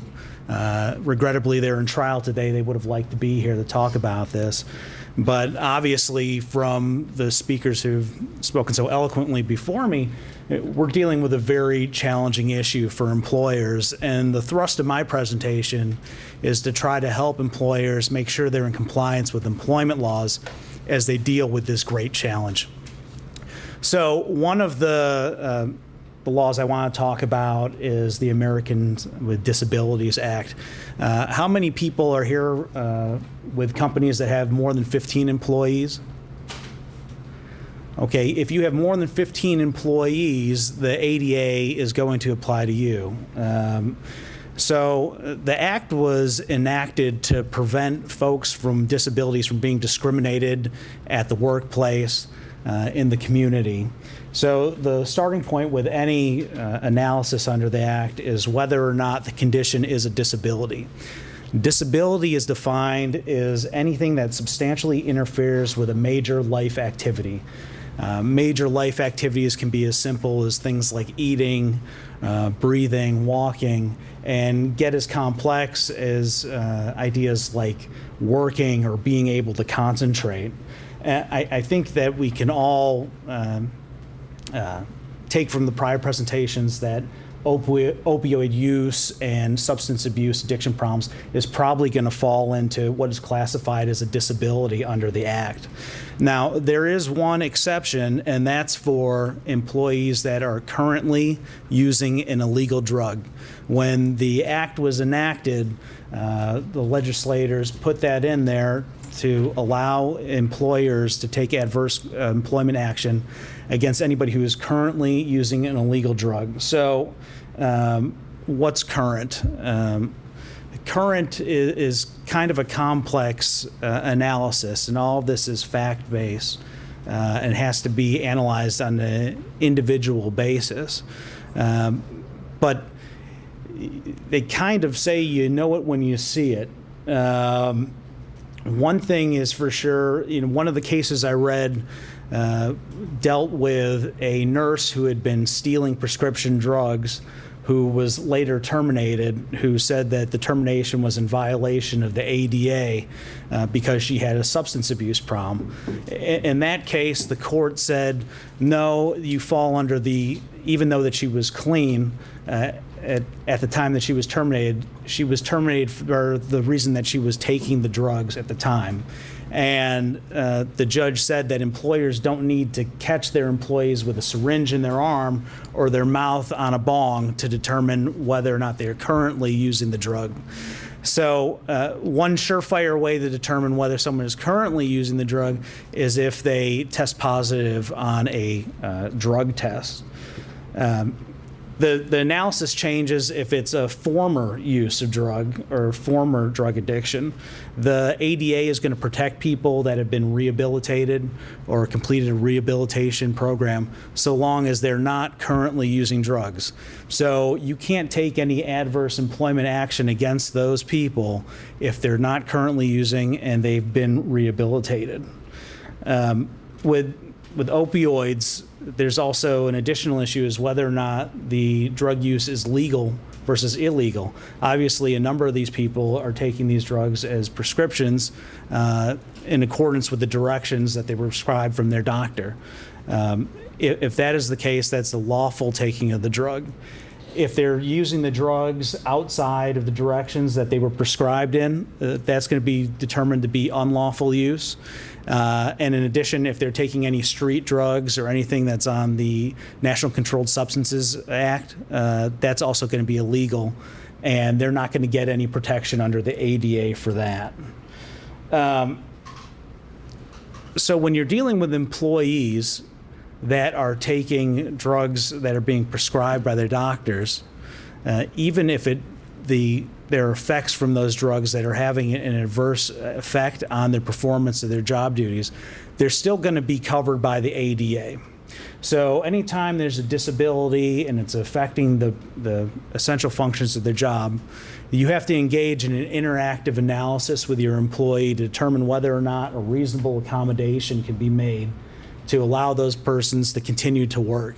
A reasonable accommodation is anything that's not going to cause undue hardship on the business. So an example that I can think of is if someone has surgery and they're taking painkillers, and because of their painkillers are not able to get from their home to the office, one potential reasonable accommodation would be to allow them to work from home, or potentially have a different start time, or allow them to take additional breaks during the day.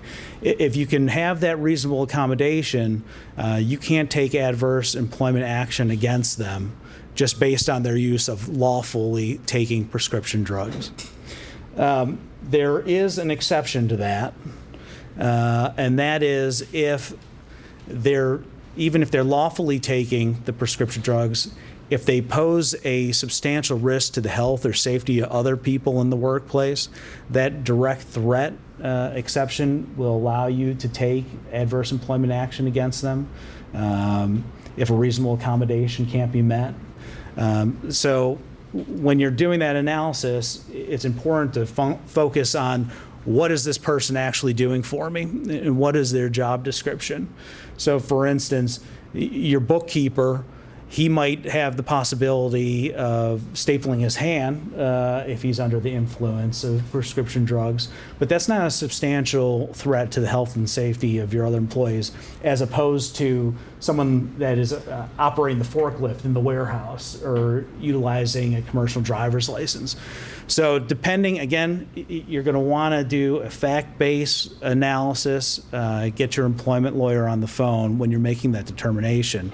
But if they are a direct threat, you can take the adverse employment action against them.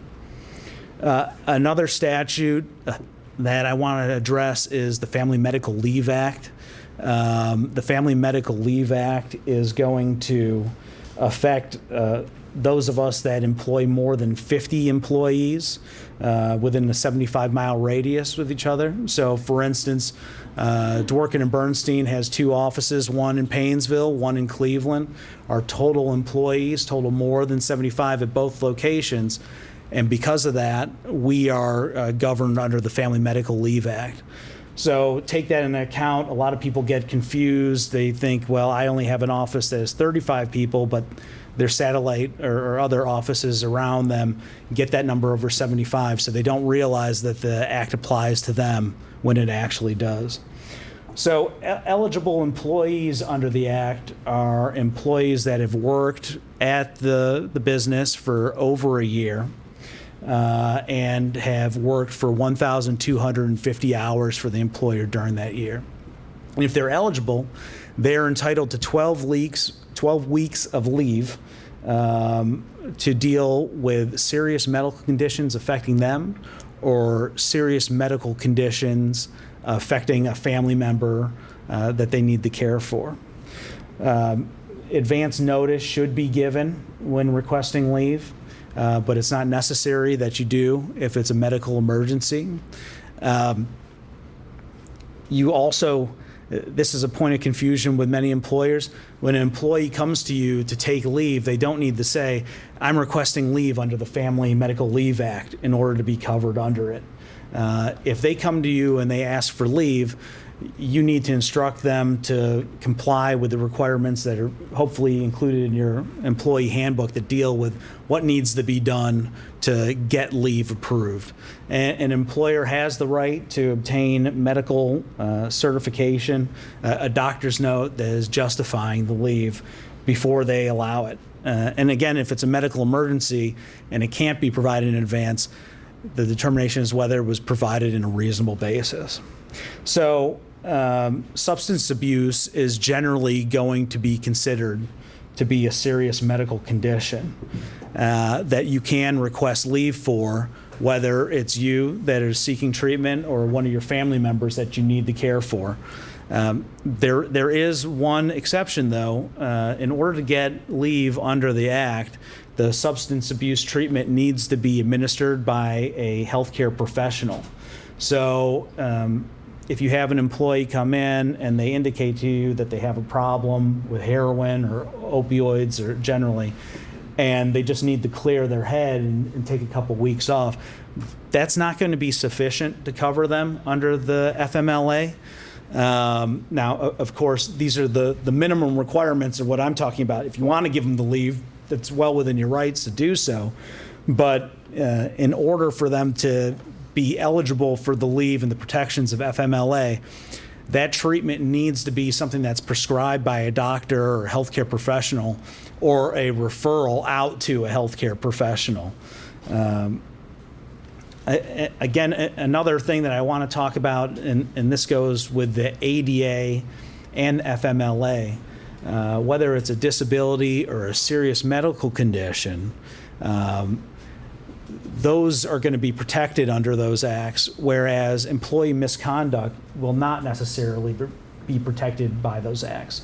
So I was talking to someone earlier today who indicated that one of her employees was absent from work quite a bit, and she ended up having to let that employee go because of violation of their progressive policy of discipline, which is fine.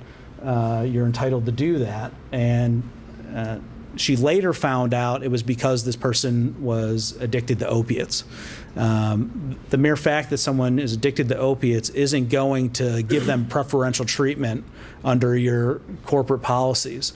So if you're having problems with employees, especially with absenteeism, that's where it shows up a lot, you can take that discipline against them in accordance with your policies that you would with any other employee. There isn't a safe harbor for people who are suffering from these issues. Now, again, you may not want to do that.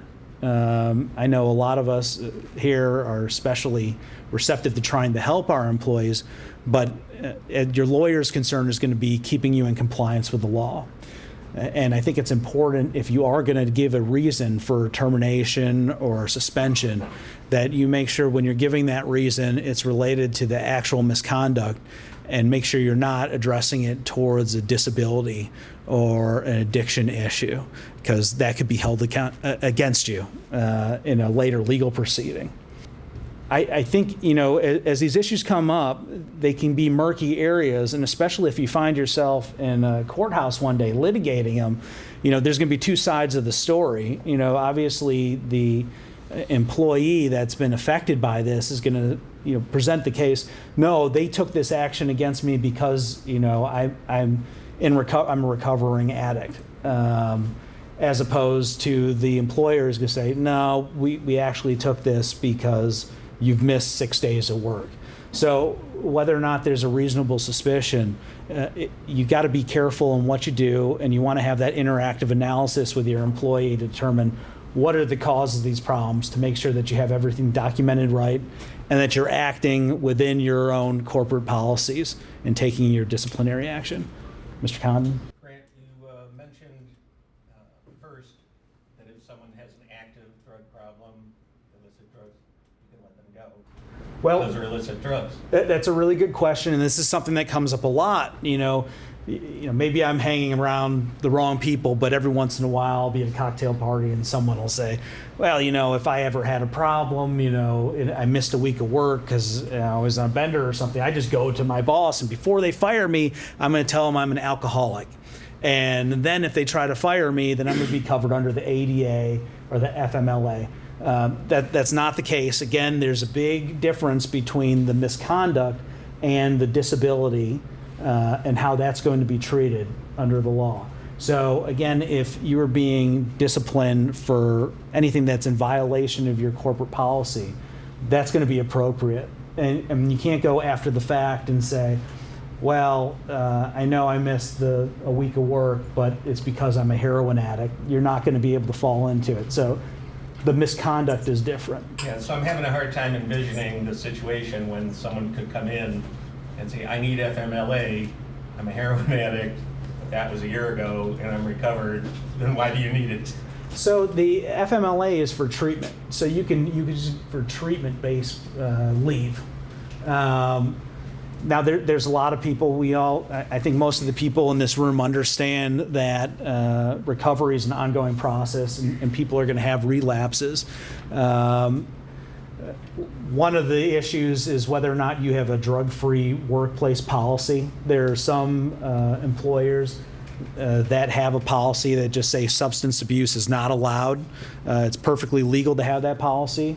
And if there's a violation of that policy, whether or not you found out about it because someone was taking leave, you can take adverse employment action against them for violating that policy. But you can't take adverse employment action in response to someone requesting the leave.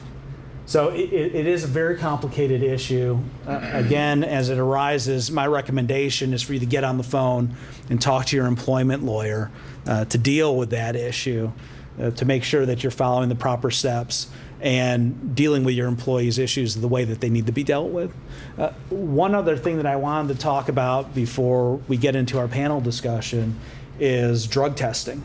The state of Ohio doesn't really have any specific laws as to when you can test, so mostly you're going to be restricted by the guidance under the ADA. And the ADA is a little bit more restrictive as to when you can make medical inquiries of your employees. They deal it with 3 different stages of employment. There's the pre-offer stage, when you're just taking applications, the post-offer stage, when you found a candidate and you're going to offer them a job conditioned upon some sort of testing, and then there's testing during employment. During the pre-offer stage, no inquiry, you cannot make any inquiries as to whether or not someone is disabled. No disability questions. You can't ask anybody about what prescription drugs they're taking, or else you can be in violation of the ADA. But again, illegal drugs are specifically excluded. So if you want to ask any candidates whether or not they're taking illegal drugs, and they answer yes, there's probably a lot of reasons why you don't want to hire them. But if they do answer yes, that's completely appropriate. And you can also do drug screening for illegal drugs at that time. And if it comes up on the test that it's illegal drugs, you can decline to offer any employment to that person. Obviously, this gets a little bit complicated, and this sort of builds on what Karen was talking about, is when you're dealing with opioids, if you don't know what you're testing for, it could be very difficult to differentiate between street drugs and prescription drugs. So again, you have to be very careful that you're testing for illegal drugs if you're doing it in pre-employment testing. After you've made an offer, there's a lot more flexibility about what you can ask. You can have people do medical exams. You can have people test for illegal drugs or lawfully prescribed drugs. But that testing needs to be consistent with the job that you're offering, and it needs to be applied consistently to everyone that is seeking that category of jobs. Post-employment, one thing that you can do is put in your company policy or your employee handbook that you're allowed to do drug testing at any time. And if you put that in your handbook, that's going to be enforceable. If you don't have something like that in your handbook, you can. There's 2 different sort of tests or analysis that an employer can use as to when they test their employees for drugs. The EEOC, the Equal Employment Opportunity Commission, has a test where employers are allowed to test their employees if there's any sort of objective evidence that the test needs to occur. So again, if an employee is not showing up to work and excessive absenteeism, you can implement the test. There's a different standard that's a little bit broader that's been presented by a number of courts that dealt with the issue, that if an employer has any articulable basis for testing an employee, that's sufficient to pull that employee out and test them. So if you see an employee falling asleep at work, or if there were an accident, or any other number of reasons, as long as you can articulate a basis for testing that employee, that's going to be okay under the ADA. I know that there's been some discussion about the Bureau of Workers' Compensation drug-free workplace safety program.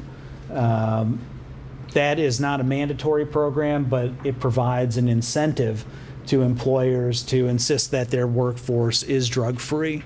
If that's implemented, there are certain times where you must test. I think there's mandatory testing, pre-employment under that plan, and you need to engage in testing after any accident to ensure that you have that, to get that discount, to be eligible for the discount.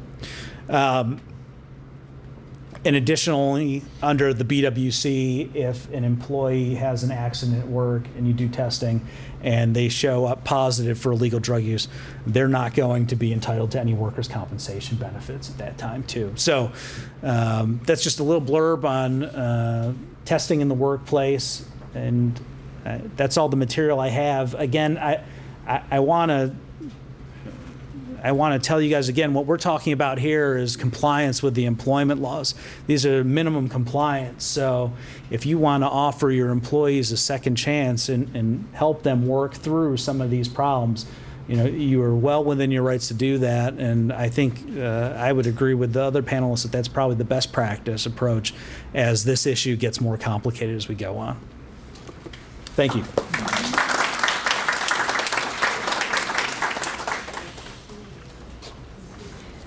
Thank you so much, Grant, for giving us that overview. It is an exceptionally complex legal set of issues that really requires counsel in these areas. But it is interesting to see that there are so many more people, more professionals advocating for second chance agreements when we would not have seen that even just about 2 years ago.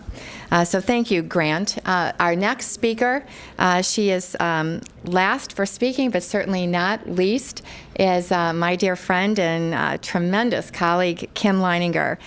Kim is a community builder.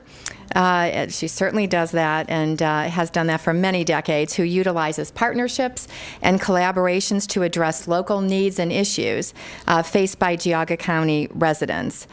Kim is a strong believer in social justice and strives for positive community change really on a daily basis. As the executive director of the United Way Services of Geauga County since 2003, Kim has been able to leverage relationships with community leaders and professionals to really redefine a vision for United Way that is innovative and forward-thinking.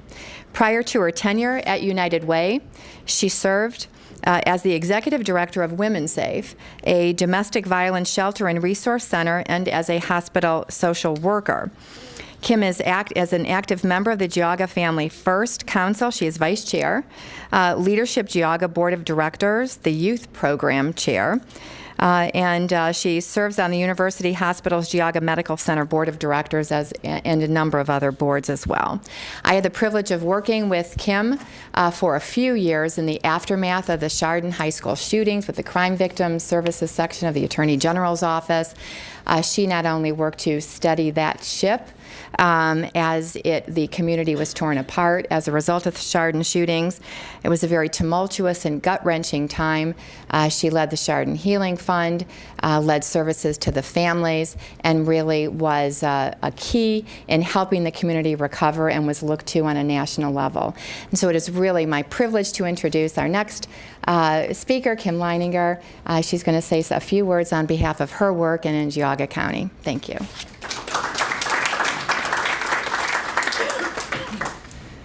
So I'm not going to talk about United Way specifically, but just a quick touch point on that. You know, in Geauga County, we really are researching and learning and understanding what the needs are, trying to pull together collaborative and diverse partners that develop strategies to help individuals and families towards self-sufficiency. So that's our focus in Geauga County, where Kim mentioned they're really looking at mental health. We're really looking at self-sufficiency and what are those barriers that exist for individuals and families in the community.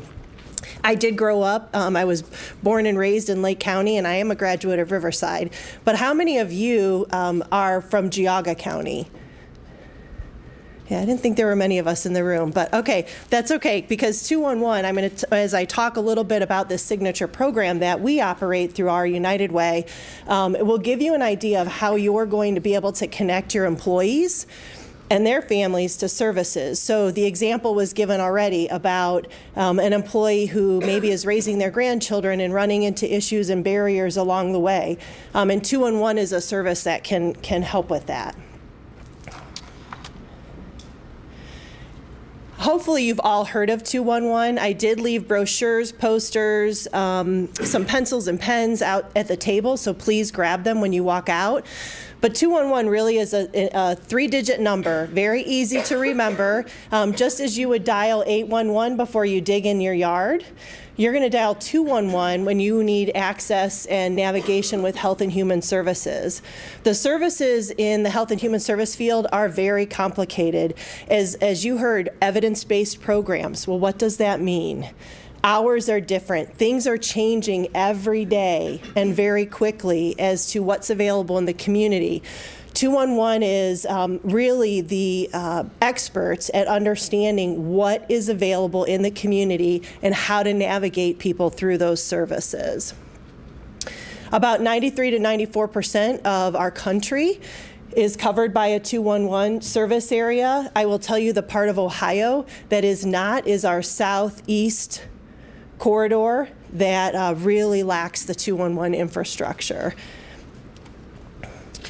This chart, I know it's hard to see, but the darker areas show you areas where 211 is at 100% coverage, down to the gray areas where there's less than 20% coverage with a 211. And I'm going to go kind of fast because I really wanted to show you this video, which gives you just a peek into the navigation services that happen with 211.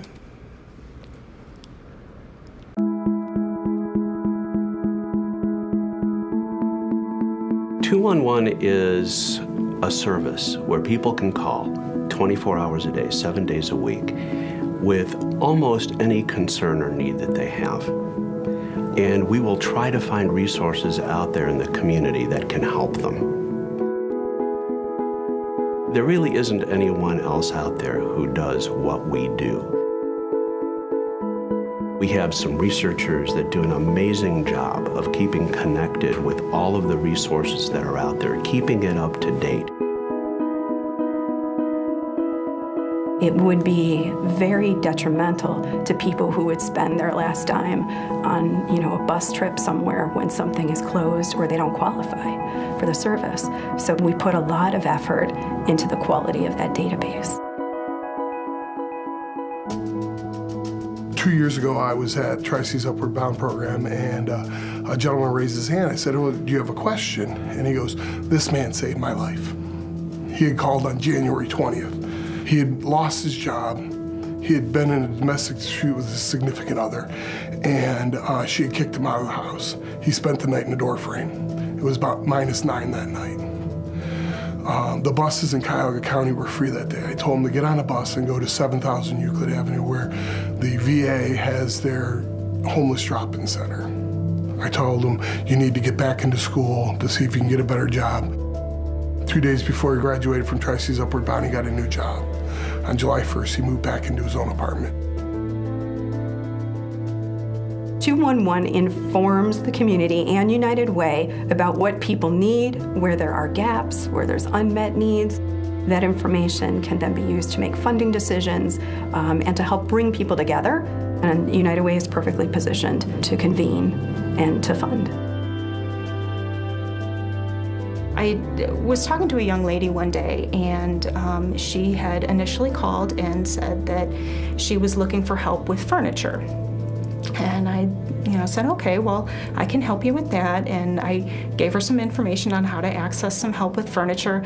But then, I asked that next question, well, what's going on? So she said to me that over the weekend that her husband was arrested for domestic violence. He had been abusing her for many years. This was the last straw, and she needed to get out. And so she found a place, and she scraped up every last penny that she had for first month's rent and deposit for a new place for her and her child. After we're having this conversation, she started to really open up. And she told me, the reason that I stay with him is because I have diabetes and I'm insulin dependent. And even though I work, I can't get health insurance through my job. And my insurance is, I'm on his insurance. So the only way that I can access medication and health care is by staying married to him and using his insurance. And so I asked her a few more questions about, what her income was. And as it turned out, she was eligible for Medicaid, and she had no idea. So I gave her information on how to access that, and she started to cry and said, you just took away the only reason that I had to stay. And now I know that I can manage on my own.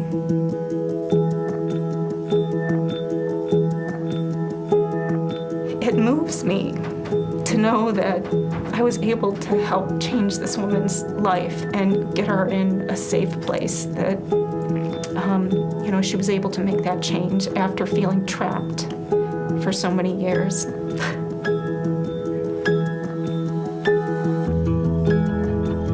When somebody calls you up uncontrollably sobbing, and by the end of the call they have a plan, that makes such a difference.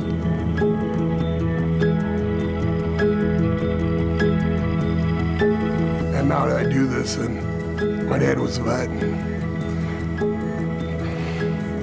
no, he would be proud of what I'm doing.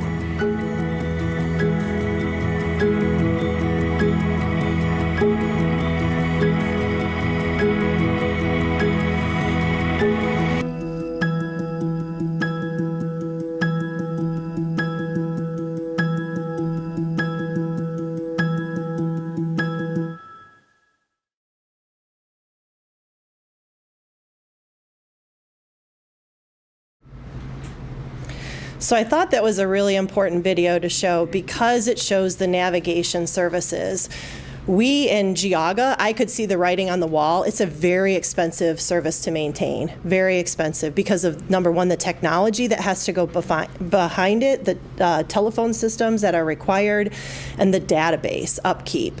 In 2007, I went to United Way of Greater Cleveland and said, how could we partner our 211s? So we did that, and now there are 26 counties in the state of Ohio that also partner with United Way of Greater Cleveland. So we have a shared infrastructure.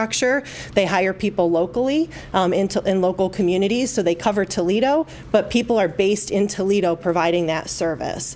So we were able to really save and cut down on some infrastructure costs. Basically, I think this is really important. It's the complexity of social needs. So somebody in your workforce is dealing with an opiate issue. There are probably a lot of other things happening in their lives.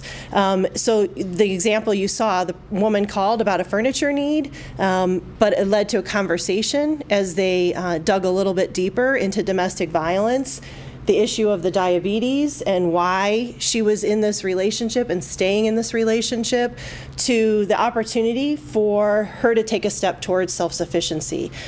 Getting onto Medicaid, she was working. It wasn't that she wasn't working. She's working, but she qualified for Medicaid, and that allowed her the opportunity to begin to make a different plan for her life than she would have had otherwise. Just really quickly on the database, there are over 4,000 social service agencies in the database. When I talk to social workers and they say, I know where to send people. I laugh because there is absolutely no way somebody knows what every service those 4,000 agencies are providing, because they have over 24,000 programs. So in Geauga, our Hunger Task Force pantries are linked through 211. So the pantries, if they have to close, many of them are in churches. If they have to close because of a funeral that day, they call 211 and let 211 know we are not providing services today. So if you don't call 211, you're going to go to that pantry thinking you're going to get food, and you will not be served. So 211, it's really, really important. Annually, they make over 100,000 updates to the database. The database is updated annually. As you heard a little bit, every agency is contacted, and they go over every element that we have listed in that database, and they have the opportunity to update that. There's also interim updates when our staff are out at meetings, or sometimes a client will call back and say, you know what, that didn't work. That service wasn't available anymore. Or agencies will call as they change things. Very much like libraries use the Dewey Decimal System. I know most of us will remember that. Or in the healthcare field, the ICD-9 codes, the disease classification codes. We use taxonomy codes for health and human services as well. This allows us to not only look at and pull data based on what needs we were able to meet, but also what needs in the community go unmet, which is really important as we're really trying to plan and strategize services in the community. This just gives you a quick sample entry. There's a definition for every service, and also terms in which and ways that those services can be looked up. Nationwide, there's about 13 million calls to 211s across the country. The number one need is housing and utility assistance, but the second need, 2 million calls a year around health and mental health services and needs.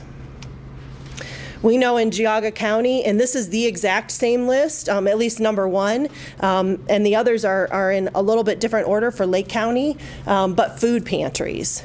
Number one need in both Lake and Geauga counties. Our unmet need, in Geauga we do not have a homeless shelter.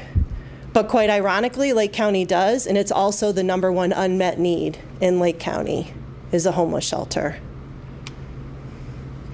About 47% of the individuals who call 211 in Geauga are 49 years of age or younger. That 50 and over population is about 57%. I'm sorry, it's 43 and 57. What's interesting, and I think from a workforce standpoint, is being able to take care of your employees now and their families.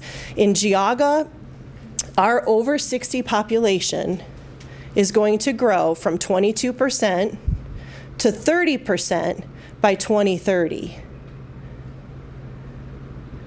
Our under 19 and under population is going to drop to 19% or less. So we're going to have less folks that we're going to be able to prepare to get out into the workforce. So taking care of your employees now and their families is really, really important in connecting them to services. This just gives a quick run through of where we get the most of our calls from. When someone calls 211, we search by zip code so that we can give them the closest services in proximity to where they live. Should they say, I don't want to go to that food pantry because that's my church, then we'll go to another food pantry. But this database is not only local resources, now 26 counties worth of resources, but state and federal resources as well. So there's things that are just beyond our local communities. So you can call 211. Our 211 has a chat feature at 211oh.org, which is available. We have that available during our business hours from 9 to 5. So someone can go on and chat with 211. Here in Lake County, they do have a way that you can go on, the website's up there, where you can actually search for services and resources in the community.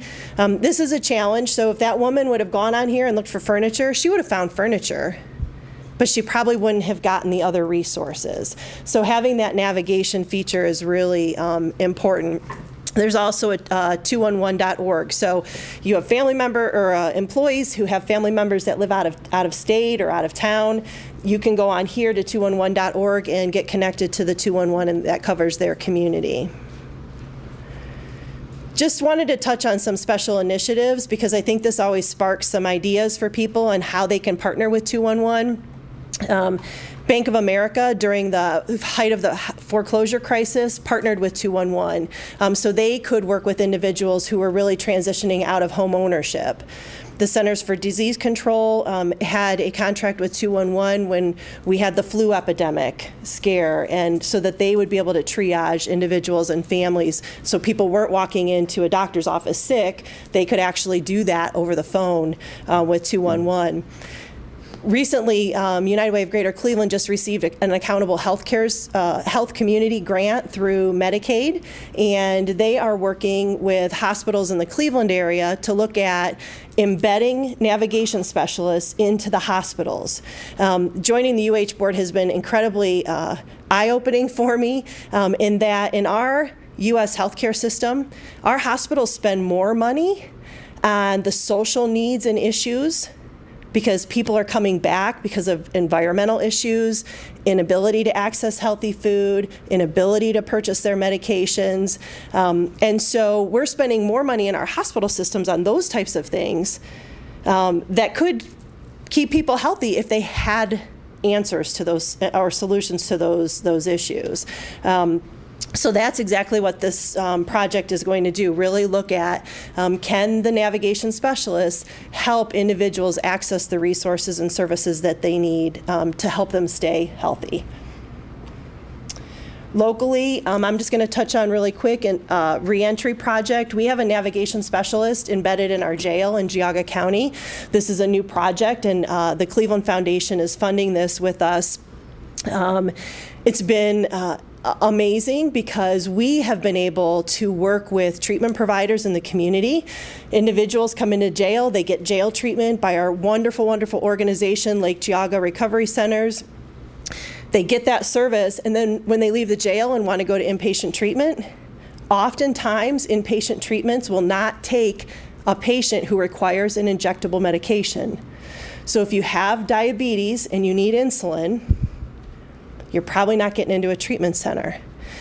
Because of this program, we were able to work with a treatment center to advocate on behalf of a client, work with their physician. They were able to work out an agreement, and we were able to get this individual into treatment. It was huge, a huge step. Okay, that's all I have.